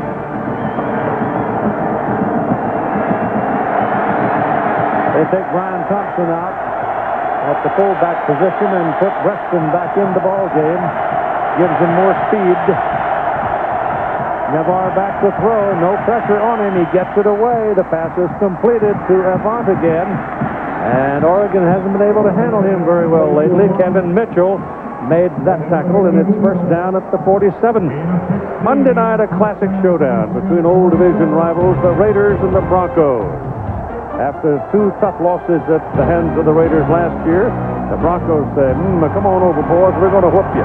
Monday Night Football, live at 9 Eastern, 6 Pacific, right here on ABC.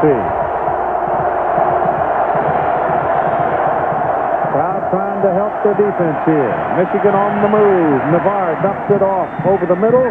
And there's a 5-yard gain for Edwards again, and he's looking for Edwards on every play. Keith Lewis made the tackle. That's not a bad idea to look for Edwards on each play. That's 8 catches now for 82 yards.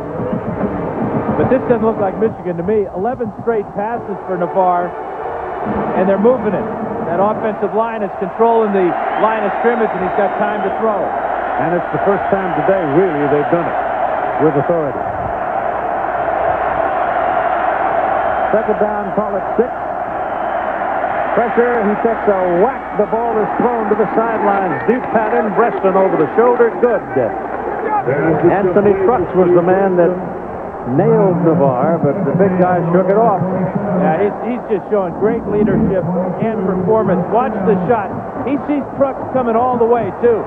Crux hits him right on the chin, but doesn't knock him down. Look at this ball. How good is this? Beautiful throw. At the 27-yard line, a first down for the Wolverines.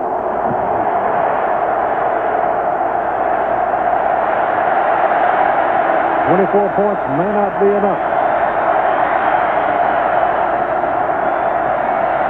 Navarre gives this to Perry, and Chris Perry battles his way to the 25, picking up 2 yards and 2 tough yards. So it'll be second down and 8. And now you look at these two teams. Oregon players have got their hands on their hips. That tells me they're getting worn down. The defensive line has been rushing the passer. They've got to be very, very aware of Chris Perry and his ability to pop through the line and go all the way. Yeah, and they've just had taken Sivai out now. He looked tired. They don't have enough men out there, Keith. They have to call time. Ducks have 10 men on the field right now. Yeah, they had 2 go off and 1 came on. So it's a tired group, and they need some rest.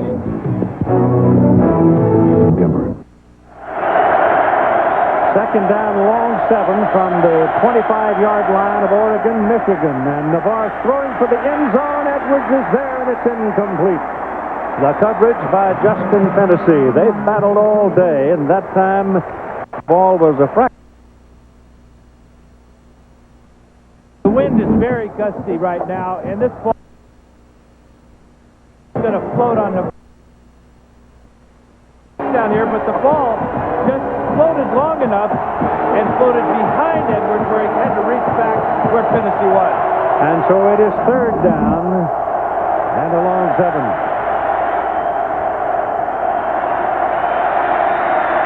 Navarre looks down the middle, looks to the right, goes to the right, and that's incomplete.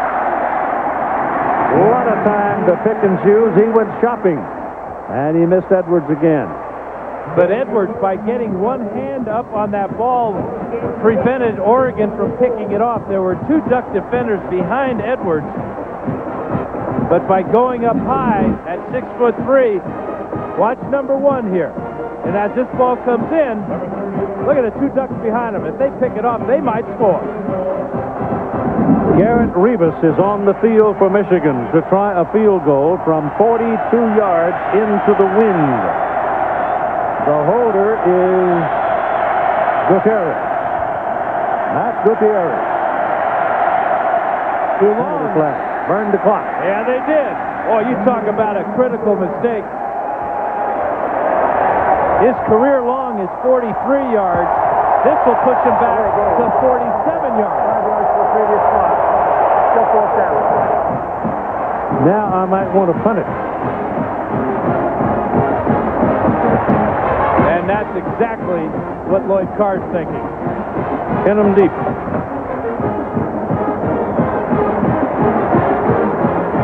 But on the sidelines, the offense is gathering. Navarre right in the middle of this huddle. And here comes the Michigan offense. On 4th and 12.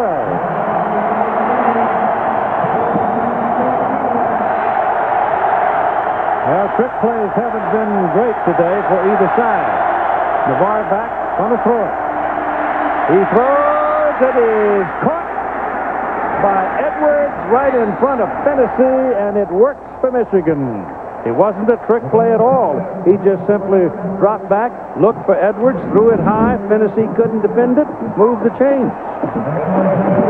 Great job by Navarre. Real gutty call by Lloyd Carr and Terry Malone, offensive coordinator. There's Trucks again hitting the quarterback. Edwards bobbling the ball, hanging on, picking up a huge 1st down. At the 14 of Oregon. Played all day with very few 1st downs, but all of a sudden, the wheels are turning for the Wolverines. Navarre back, throws hard, good to Edwards again, penalty. I thought it was a penalty flag with the piece of his shirt coming off. Actually, and the helmet. It's his headband that he wears under his helmet. Well, that'll tell you something about the ferocity of the hit. Again, the rhythm is there for Navarre. 5 steps and let it go. Edwards having a career day as he loses his headgear. Maybe I should say the caliber of the hit. Edwards is out of there right now. Tab is in replacing him. 2nd down and 7 for the Wolverines at the Oregon 10. 24-13 ball game, Oregon leading. Crowd trying to help the defense.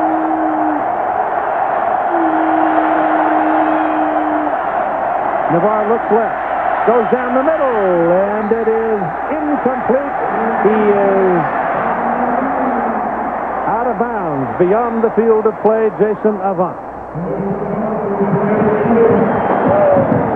Well, that was close. Yeah, let's see just how close. Good hard spiral by Navarre. Avant out of bounds. Yeah, he's clear. Both feet. Yeah. Good position by the official there, right on the spot. You see that incompletion. It is third now and 7. And Edwards is back. I would certainly double him, but they don't. He goes the other way, and it is touchdown, Michigan. Steve Weston in between defenders.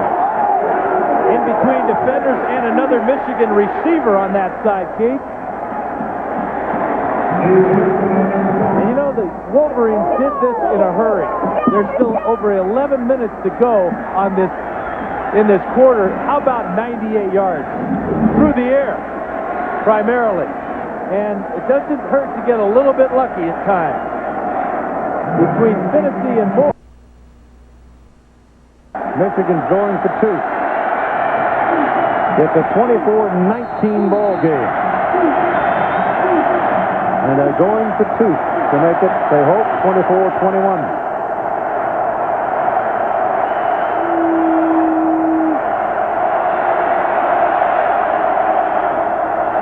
Look at Edwards coming back toward the ball. He throws it to him. He's down at the goal line. Good. Kevin Mitchell had a hold of him, but Braylon Edwards is a big guy, 6'3", 210, and he falls on the goal line just far enough to get the call. And so it is now Oregon 24 and Michigan 21. Crowd reacting. They think that Edwards' knees may have been down before he reached out. Kevin Mitchell with the tackle, but too late as Navarre, playing the hot hand, leads Michigan back into this game. How many passes has Edwards caught now? 10. He's caught 10 balls. That's close, Dan. Yep.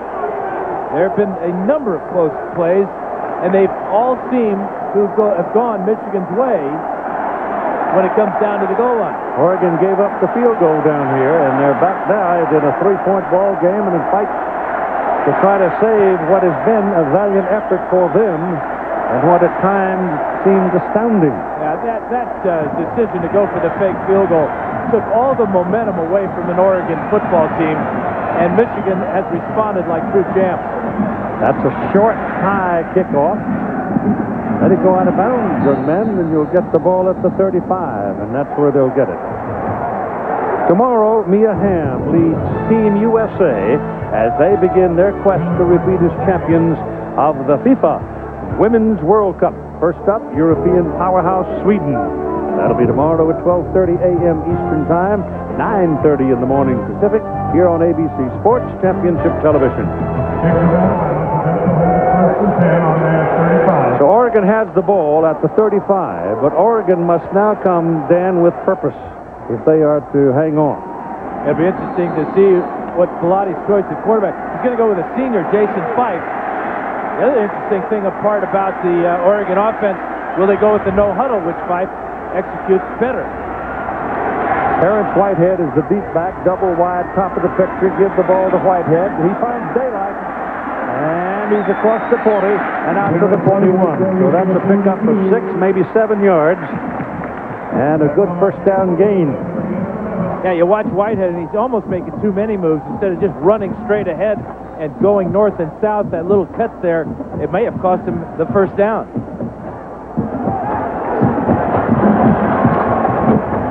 You don't need to be two-twoing around when you can just go, in this case, east and west. This field is laid out east and west. Fife is throwing. The ball is completed to Rosario, the freshman fullback. And he takes it inside the Michigan 40-yard line. Just barely. They're going to put it right on the 40 where he hit the chalk. So Rosario, who comes out of the backfield in the fullback position, a freshman from Dayton, Oregon. That's a big play.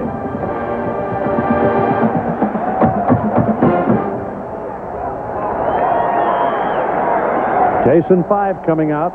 working well and is moving the team with 10 minutes and 20 seconds to play. On the first down snipe, Fife's pass is deep to the corner, and it is overthrown, intended for Sammy Parker. It'll be second down and 10 for Oregon on the Michigan 40-yard line, with Oregon leading 24-21 in the ball game and 10 minutes and 13 seconds to play. Oregon had the big lead at one time, 21-6 at halftime, but Michigan is starting to come back here in the second half. So we welcome those of you who've been watching the UCLA-Oklahoma game with the Sooners out in front 42-24. This has been an exciting football game. We've had some weird things happen in it, and time permitting and opportunity permitting, we'll show you some of them. Oregon now fighting, trying to hang on as Fife throws hard, and the pass is incomplete. Marcus Curry defending Demetrius Williams on that play, and the crowd is hooting about it. Keith, our Pacific Life game summary. A couple of wacky plays in this one. Oregon with a controversial decision to fake this field goal on 4th and goal from the 5-yard line. Would have given the Ducks a 14-point lead, but Siegel has stopped short of the end zone. After a 98-yard drive, Navarre hits freshman Steve Preston for that touchdown, and then Braylon Edwards for the 2-point conversion for a 3-point ball game. Edwards has had a huge second half. He's caught 10 balls today for Michigan. He has been the primary target. And a timeout is called here by Jason Fife, the Oregon quarterback. So Oregon will have one timeout remaining at 10:06 to play in the ball game. Michigan coming in ranked 5th in the country, Oregon 22nd in the coaches' poll.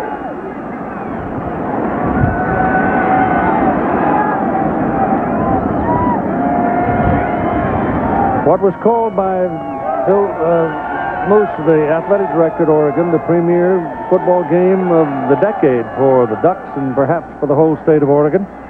And it's been a good one. A crowd of 59,023, a stadium record crowd. The return of Oregon to Michigan to complete the home-and-home arrangement will take place in 2007 because it was supposed to be last year, and Lloyd Carr did not want to play Oregon last year because he had too much of a non-conference load as it was. Now a moment with Todd Harris. Well, Keith, on the Oregon sideline, defense is certainly the matchword right now. Don Pelham loved a spirited conversation with his linebacker crew and his defense. He said, we have to find the man on pass coverage. You got to fly to the ball. With Oregon's penchant for fading in the second half, he said, we cannot die. We've got 10 minutes to win this game. Keith. And they're looking at 3rd down and 10 right now. If they can pick up the first down, then they might have Siegel to give him a chance for the 3 points that they disdained earlier. Pressure coming from the backside. Fife is sacked. Grant Bowman, the first man, Larry Stevens, the second man, and the Ducks lose all the way back to midfield, and that will be punting time for Oregon. And that's only the first sack for Michigan this afternoon. And what a great time for it if you're a Wolverine fan, because that pushes the Ducks back. They had decent field position there, but that's about a 9-yard loss for Fife. Paul Martinez, the freshman punter, is in. Marcus Curry is backing up. The wind will be helping Martinez. He'd like to kill it deep if he could. Gets it out there, gets it up into the wind. It's a good-looking punt. It is short of the goal line, and the Ducks will kill it deep. They pin Michigan back inside the 5. Demetrius Williams was down to get the ball. So the freshman delivers a tremendous effort, a 44-yard punt, and kills it on the 4-yard line. Well, the good news is they're on the 4-yard line. Last time Michigan took over, they were on the 2. That didn't stop them. They went 98. This would be unbelievable if they were to go 96 this time. But they've got a chance to make history.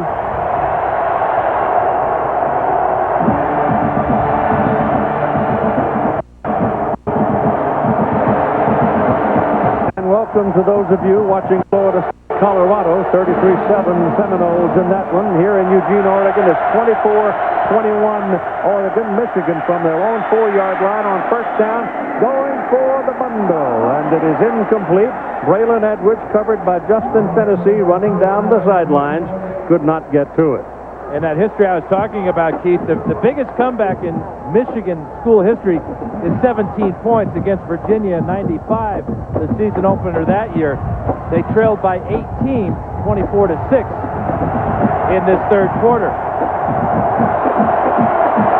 They had a terrible first half, but about the middle of the third quarter, they started to find themselves. And they're beginning to look more like the Michigan team everybody was anticipating. The crowd, thunderous, trying to help its defense. Navarre has been throwing to Braylon Edwards all day, and he throws one more time, and it's incomplete. Kevin Mitchell in on the coverage, the linebacker on that side.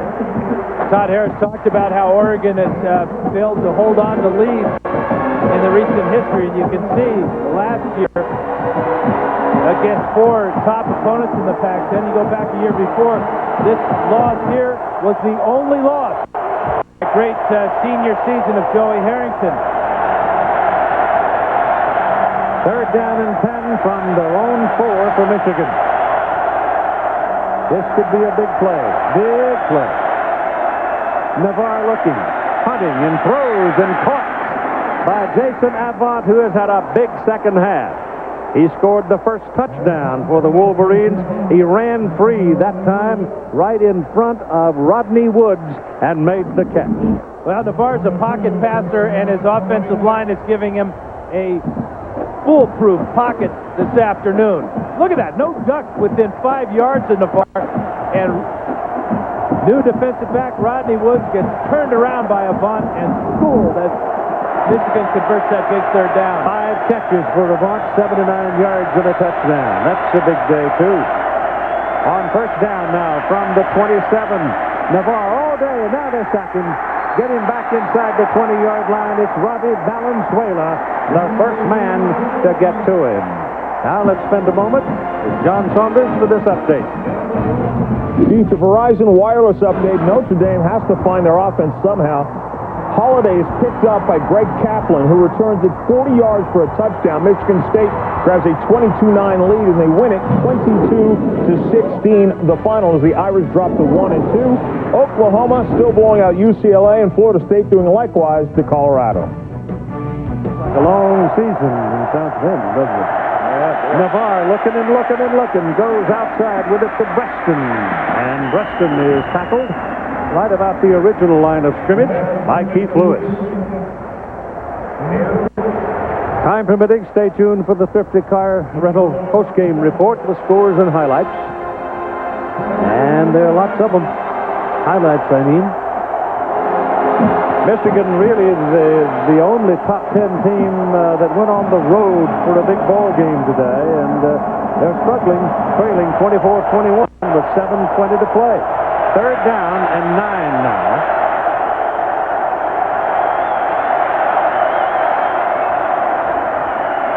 Navarre looking around and lets it go, and it is incomplete. He threw it to Edwards again, and this time the Ducks had 2 people on him. Lewis and Woods. Woods needs help. He can't handle it. No, very few defensive backs can handle Edwards. Again, I think the wind really affected that pass as well. Great job by Edwards turning around the defensive back. Ball kind of floats, and finally the Ducks give Woods some help with Keith Lewis coming over. Adam Findlay into punt. It'll be his 8th of the ball game. Stephen Moore, who returned one. It's blocked. The Ducks have a shot at a touchdown. He falls down. It's picked up. It is in the end zone. Fighting for it. Touchdown, Oregon. Jordan Carey. We talked about Keith Lewis. That's his 8th career kick block. Number 16, the senior strong safety, gets in there and takes the ball off the foot of the punter, Adam Findlay. I think Oregon has just been hit with a celebration flag, but they'll take it.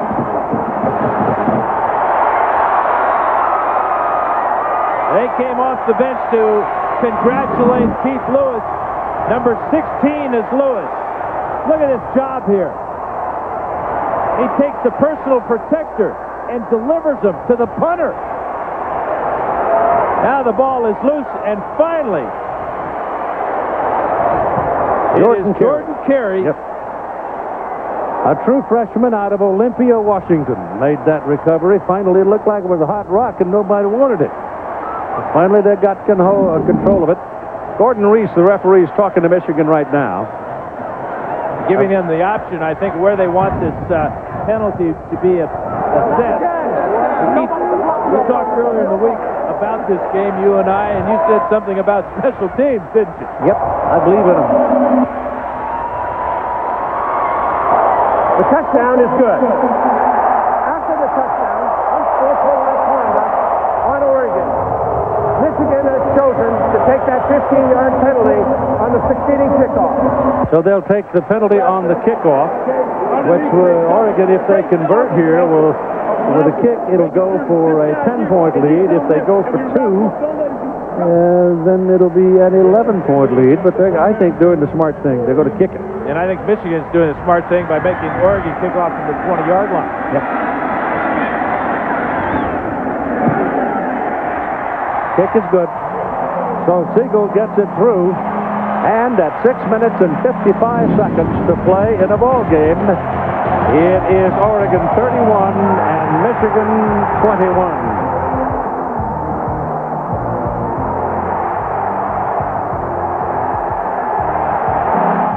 Which the Oregon Ducks today have set a new stadium record at home, 59,023. Of course, they've renovated and enlarged it. But this was a big ball game for the whole state of Oregon. And this is the way the scoring has evolved across the day. You can see it was 21-6. One time it was 24-6. And then Michigan started to crank it up. Now it's a 10-point lead for Oregon with 6 minutes and 55 seconds to play. Just as a matter of reference here, they had over 111,000 last week for Michigan's Notre Dame game in Ann Arbor. So both schools have had records. That's an NCAA record. The ball is fumbled inside the 5 by Jerry LeSueur.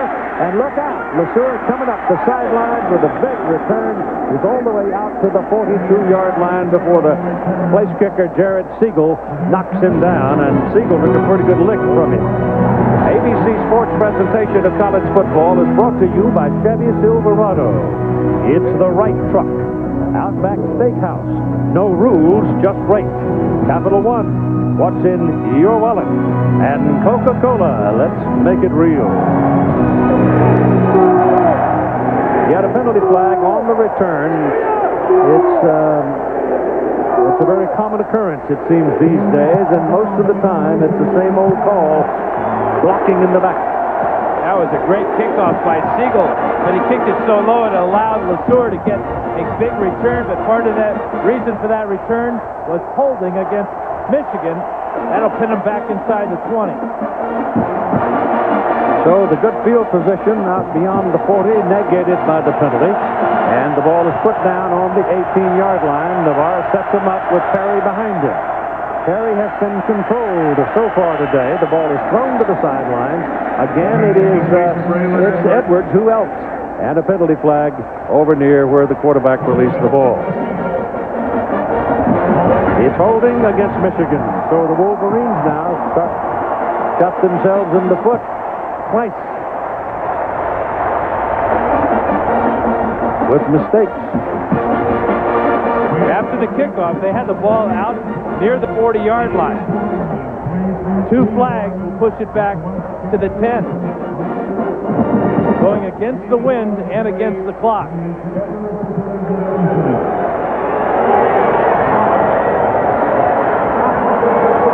The football is moved back down the field to the 9-yard line. Boy, how big was that block punt by Keith Lewis? Gave the Ducks points, but it also gave them back the momentum and the crowd. It is first down and 19 from the 9. Penalty flag. That might be an offside encroachment at least by Oregon. I thought the defensive left end got into the neutral zone. The pass is completed to Massacoy, the tight end. So it is an offside call against Oregon. And our Chevrolet drive summary, this is Michigan in the second half. Started off terribly. but then got a couple of touchdowns. This is an incredible drive after the fake field goal drive by Oregon.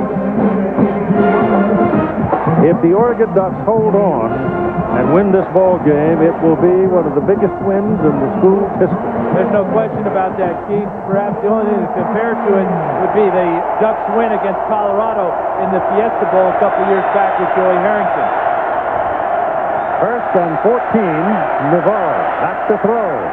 Plenty of time, goes shopping, now pulls it down, takes off and gets across the 20. Out near the 22 before Kevin Mitchell brings him down. And sometimes when you're back as quarterback, the things just open up for you, kind of like the Red Sea parting. But Oregon will fight this all day long. Let Navarre try to run it and then tackle him. Second down and 6 now. He lets it go, and it is pulled in. Steve Breston, young man from Pennsylvania, making another catch, and that's going to be a first down. So at 5:53 to play, the clock stopping to move the chains. The Wolverines are still alive, trailing by 10 points, 31-21. Out of the shotgun. Not thinking around now, just go to the shotgun and throw it. Oh, my goodness. He's lucky to get that one back. All Stephen Moore needed was another 2 inches of height, and he's got it. He's only 5'9", Keith, so he's very disappointed he didn't pick that one off. Navarre got lucky there, threw the ball high as he has done most of the day. How about Chris Perry leading the nation coming in? Will this cost him a trophy at the end of the year? Second and 10 from the 32.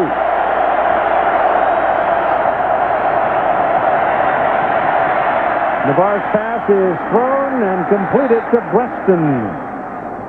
All of a sudden, the Ducks paying special attention to Edwards, and Breston is stepping up. Breston and Avant have been the two guys that stepped up for Michigan in this fourth quarter. And you put a number 1 on number 15 here, and he does resemble Anthony Carter a great deal, especially in his ability to go get that ball. At the 43 of Oregon, first down Michigan. Navarre, no pressure, gets it away, and it is caught by Avant. So it's the Breston. They've been picking on Justin all day. He's held up quite well.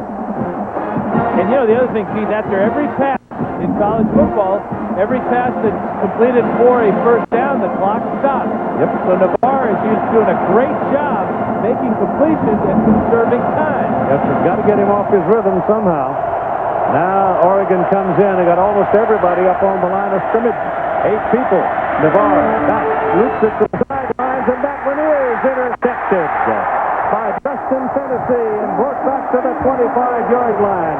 He got in front of Preston, and lo and behold, look what I found, mama. See, I can only think that Navarre just did not see Tennessee, because Tennessee was between him and the quarterback, and the receiver, rather. So timeout, 5:02 to play in the ball game. Oregon has the ball in their possession. Do you have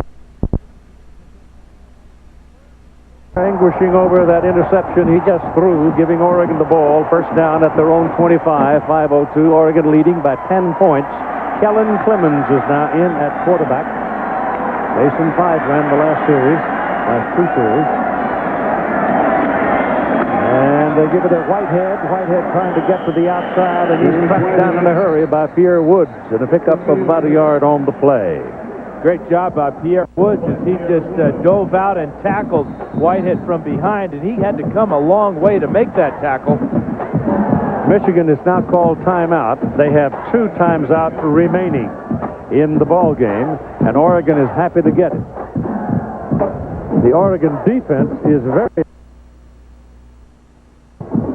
We'll be right back. Well, now, clock. That's the thing everybody's got an eye on here, and nobody's gone home. All 59,023 who came are still here. As we have 4:55 to play in the ball game, it is second down and 9 for the Oregon Ducks, leading Michigan 31-21.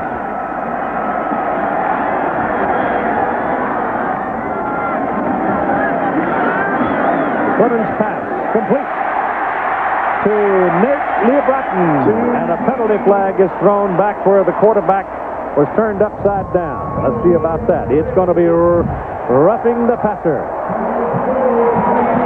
Oh, that's a big one, because the pass was completed well up the field. Yeah, it's a late shot by Scott McClintock as he worked out his frustrations. Number 36 there with the late hit.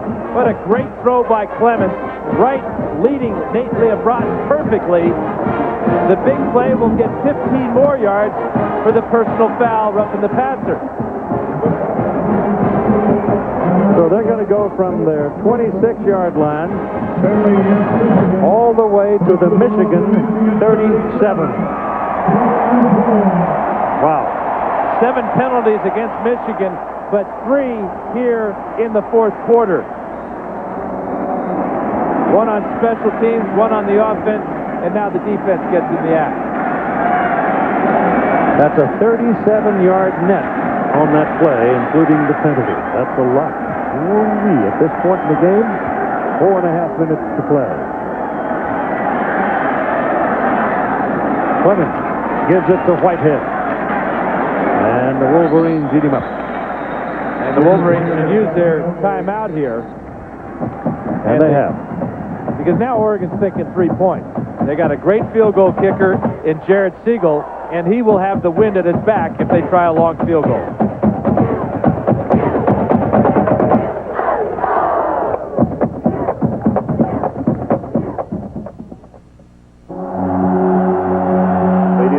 Down the final play. The 2 Oregon quarterbacks, Clemens on the left, Fife on the right.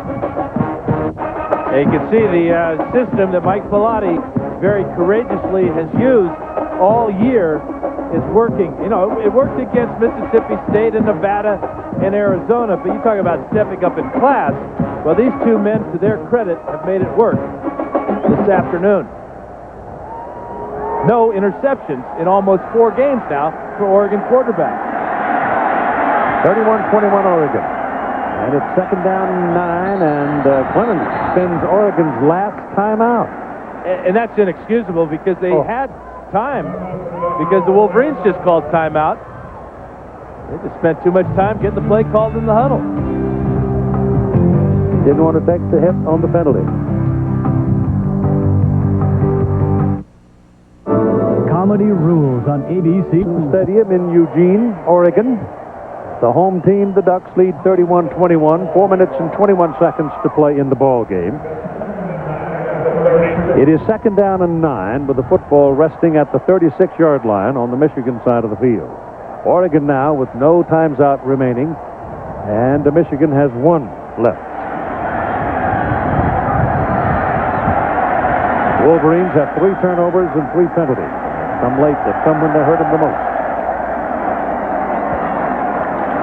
This is an end around. It is Demetrius Williams with the ball getting down to the 30.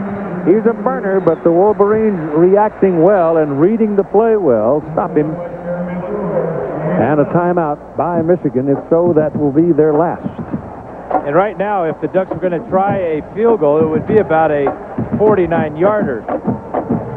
Special teams have been a big factor, to say the least, in this game today. First quarter, this blocked field goal by Marlon Jackson was returned by Jeremy LeSueur, and now Oregon's going to try and fake a field goal from the 5-yard line. Siegel gets stopped short of the goal line, and then Keith Lewis delivers the personal protector to the punter, and Oregon falls on the ball eventually in the end zone for their 30th point. Extra point made it 31. 31-21 to score, and we didn't even include the botched fake punt by Michigan or the punt return of 69 yards by Stephen Moore for the touchdown. Or the block of the field goal by Michigan at the outset, in which they took the lead 6-0. So there's been all kinds of freaky things going on here today. And perhaps in the minds of the pollsters, in the minds of the pundits, in the minds of the faithful of the Wolverines, the worst story is up there on the scoreboard. The number 5 team in the coaches' polls trailing by 10 points. If Oregon had kicked that field goal down here instead of trying to run it in for a touchdown, they'd be leading by 13 points, forcing Michigan to think 2 touchdowns instead of a possibility of a tie with a touchdown and a field goal. If. Yeah. We're playing Runyon-esque football here. There's a whole bag of ifs in this one. Not Kipling-esque, but Runyon-esque, because it's too wild and unpredictable to be Kipling-esque. 3rd down, 3.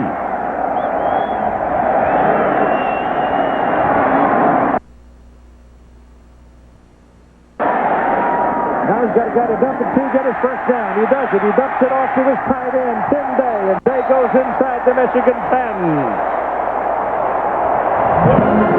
And a penalty flag has been thrown. Hold the phone. And they should have called Dave for holding, but they're going to call Oregon for an illegal man downfield.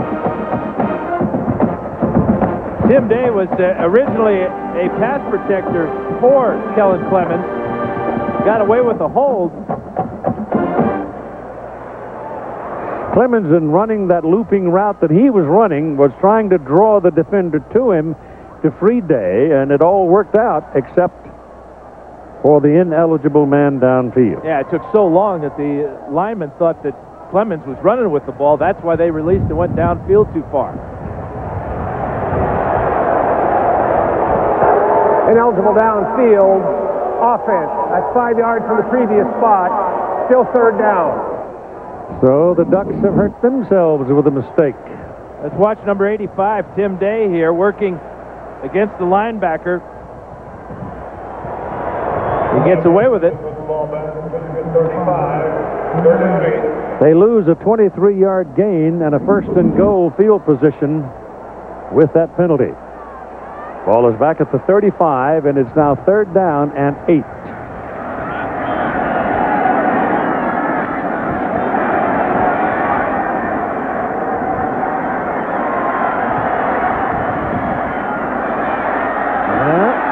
Lost his balance, lost his momentum, and Whitehead goes down right about the line of scrimmage. LeSueur pinned him down, and I don't know, they're going to, let's see, is it going to be a field goal, or do they just pooch it? I think the smart thing would be to pooch it. You don't want to kick it in the end zone and give them the ball on the 20. Try to kill that thing as deep as you can. Yeah. If you go for a field goal, then you're going to give the ball over if you miss it at the 35. And right now they're on the field, and it looks to me like they're going to neither team with a timeout remaining.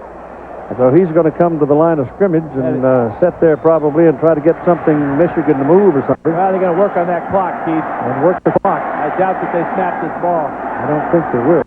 They did. And they run it. And Whitehead runs it right into the middle.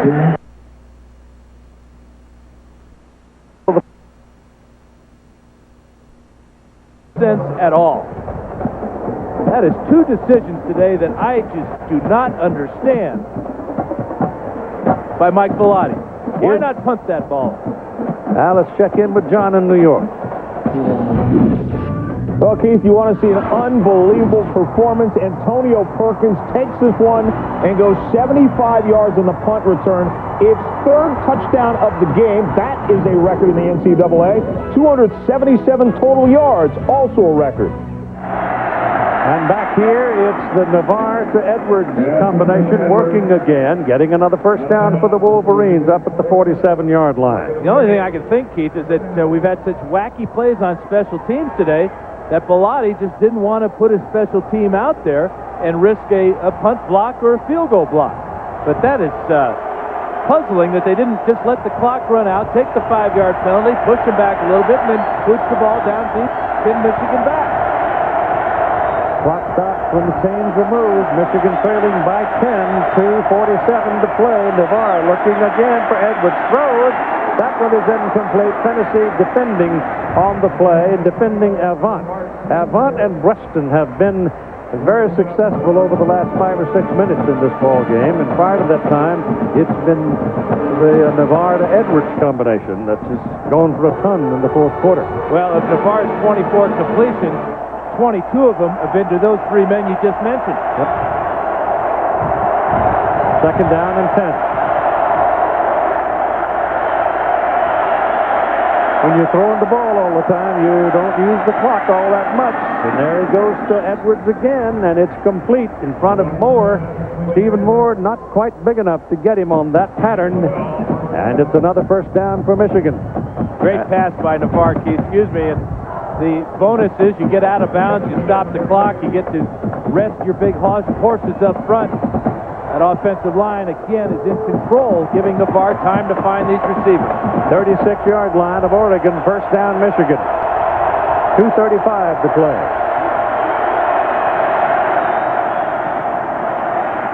All the time in the world, he's going for the bundle. It's incomplete. Close. Braylon Edwards against Justin Fennessy, and Edwards got one hand on it. Couldn't hold it. Yeah, it looked like the ball just died at the end and nose dived into the turf. Good coverage there by Fennessy. I'd like to see Edwards lay out, put two hands out there, but he's got to be tired himself. You know, we talk about the big guys getting tired. Wide receivers. He's coming up. Yeah. 12 catches for 132 yards for Edwards so far. Calvin Bell is now in there as a wideout for Michigan. Fresh legs. Blitz coming. And they get it away. It's Breston, and Breston is free. He's gone. He got away from Rodney Woods. Woods made a terrible play. He ran right by him. Breston caught the ball, turned, and there was nobody between him and the goal line.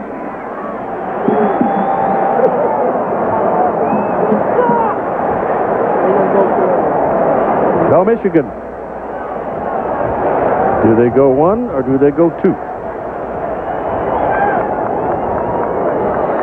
This will get it down to a 3-point game. They're going to go one. But you never know. They might make it again. Well, there's always overtime. You know, John Navarre is the quarterback and the holder. And the kick is blocked. Igor Olshansky blocked it.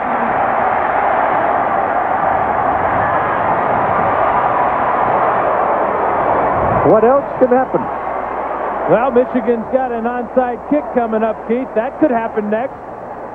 Igor, 6'6", right in the middle of the pile.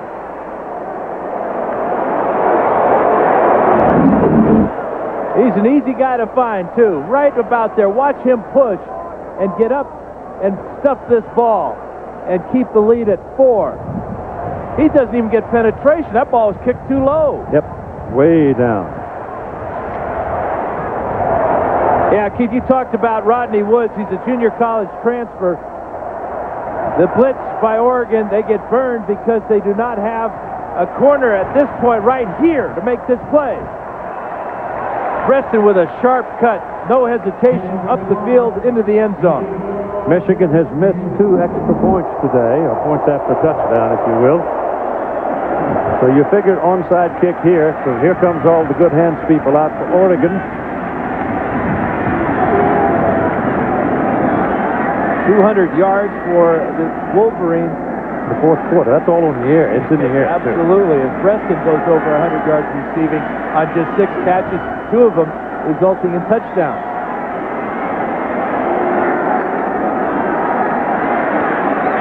Michigan goes home to play Indiana next week, while Oregon is home to play Washington State. And here's the squib, and it's off an Oregon man, and Michigan may have it. Michigan's got it. Braylon Edwards has it, Keith. The wide receiver on the kick, the onside kick team. And Oregon came up before the line, tried to make the catch. And that's a mistake on the special teams. Somebody got one hand out there trying to grab at the ball. First down at the 44. That was pretty clumsy. Right here, watch this man cross the line here. You don't have to do this. You can wait for the ball to come to you. Wow. Tim Day, it looked like. So it's first down Michigan. The ball game in the balance at the 44-yard line. They're in a shotgun. And Navarre looking around with no pressure. Throws over the head of Evans. Avant was available because Fennessy was giving him about 3 yards. And Keith, because of that missed extra point, Navarre and the Wolverines have to get this ball in the end zone. They cannot kick a field goal to tie the game. And they have no timeouts with which to work.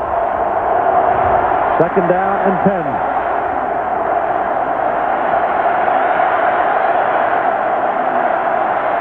Navarre looking left, throws it left. It's incomplete, intended for Avant.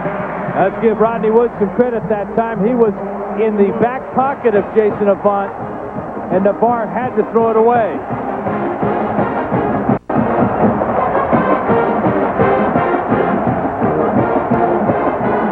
Here in Eugene, Oregon, it's 31-27, Oregon leading Michigan with 2 minutes and 2 seconds to play. We've had other people from other regions join us. We welcome you.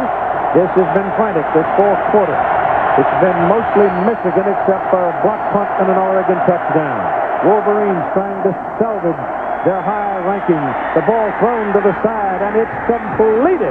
Incredible catch by Braylon Edwards, but that's been the combination in the fourth quarter. That's gone for more than 200 yards. Stephen Moore just simply not tall enough to defend this. He did his very best, did Moore, but so did Edwards. His 13th catch, 144 yards for Edwards. And it's first down, just inside the 45. Navarre stopped back at the Michigan 45. Robbie Valenzuela finally broke through. Oregon led at one time 24-6 in the third quarter. The Ducks are trying to get fresh troops out there, Keith. Excuse me, a new defensive line. They need some rest.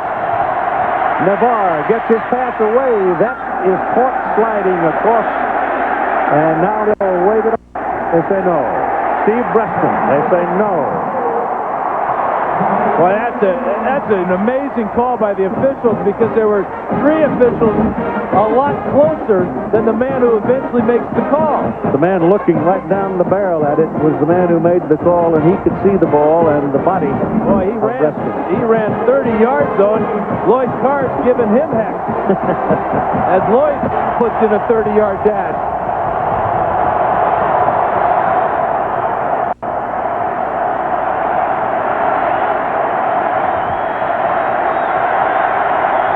Neither team with a timeout remaining.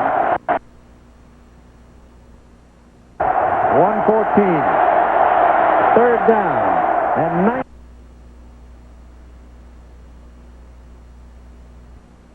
And it's completed to Massacoy, the tight end, and he will get to the 41-yard line. At this yards, throw it to an underneath receiver, let him run for it. Good tackle by Rodney Woods as he bounces back. Clock running inside 50 seconds. No timeout remaining, and they don't stop it unless you can incomplete or complete it and move the chains for a first down. And Navarre looking around, throws, and it's incomplete. Intended for a very tired Braylon Edwards. Now it is fourth down. A record crowd of 59,023. It's over, Keith. It's over. Yep. Ducks will get the ball. Michigan cannot stop the clock. No timeout. They used them all up. What a heck of an effort by Michigan to fight back. On the fourth down play, that was a difficult play to complete. Braylon Edwards, what a day he's had, huh? Just couldn't gather enough strength to get up and make another fantastic catch.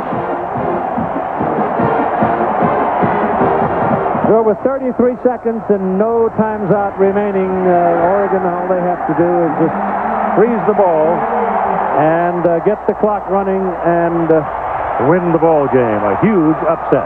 Today's Chevrolet players of the game are Braylon Edwards and Stephen Moore. Edwards of Michigan, Moore of Oregon, recognition of their efforts. Chevrolet making a $1,000 contribution to each university's general scholarship fund. Braylon Edwards, 13 catches for 144 yards. Remarkable. It's over. And Oregon upsets Michigan 31-27. An incredible win for this program, Keith, and for the state of Oregon. First of all, to get Michigan willing to come out to play in this tiny little stadium, and then to take the champions to the very end. Great game by both teams. Now here's Todd Harris. Well, Coach, you gave the fans one heck of a game. I think there's going to be a lot of cardiologists busy this afternoon. What was the key to the victory today? I think the key was never giving up. I think our defense really stepped up big at the end. We let them go through us a couple times, but when we needed to, came up with big plays. Justin Finney's interception, Keith Lewis's block of the punt for the touchdown. I mean, those are huge plays. And this is truly a team effort. I mean, offense, defense, and special teams all stepped up.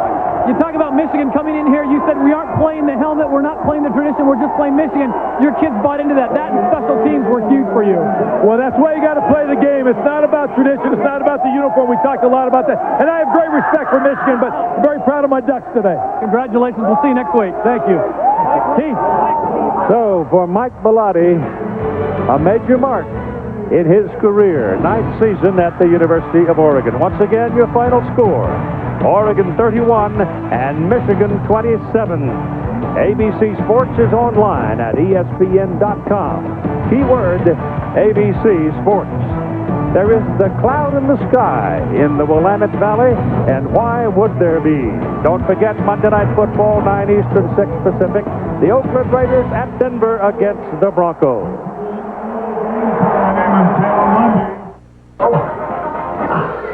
Touchdown Irish. Storied programs in college football pay a visit, huh? Oregon had yet to be seriously tested this season. Put Michigan on your schedule, see what transpires. To Eugene, where Austin was jam-packed. Nearly 60,000 rabid fans up for the battle with the third-ranked Wolverines. Impressive opening drive, but the Ducks get bit by the officials who say Clemens didn't make it in. It results in a Michigan score, bad call, move on. Move on's exactly what the Ducks did. They dominate time of possession in the first. Terrence Whitehead scoots in unscathed, as does Jason Fife for a 14-6 Oregon lead. Now the defense bottled up the Wolverines. Devin Long had one of 4 sacks for the green and gold, and they held Chris Perry, the nation's leading rusher, to just 26 yards for the game. Stephen Moore's 61-yard punt return gave Oregon a 21-6 lead in the second, but the Wolverines regrouped at halftime, made a spirited comeback. John Navarre hooks up with Jason Avant, but the Ducks would get just what they needed when senior Keith Lewis, safety, blocks his 7th career punt. Freshman Jordan Carey would eventually plop on it for the score, and they'd have to stave off yet another Michigan scoring drive when Navarre found Steve Breeston. This would cap the day's scoring as the Ducks D rose to the challenge. Oregon slays the giant that is Michigan. They win their biggest game in recent memory, 31-27. It's not about tradition. It's not about the uniform. We talked a lot about that. And I have great respect for Michigan, but I'm very proud of my Ducks today. It's huge because it was a complete game, and everybody, offense, defense, and special teams, contributed. It's awesome. Oh, man, it was in us all along, man. We knew we had the same talent and everything. We wanted to show the nation that we could play with the big boys, and we got the win in sportsman. Yeah, what a win. Now to Oregon State's meeting with boys.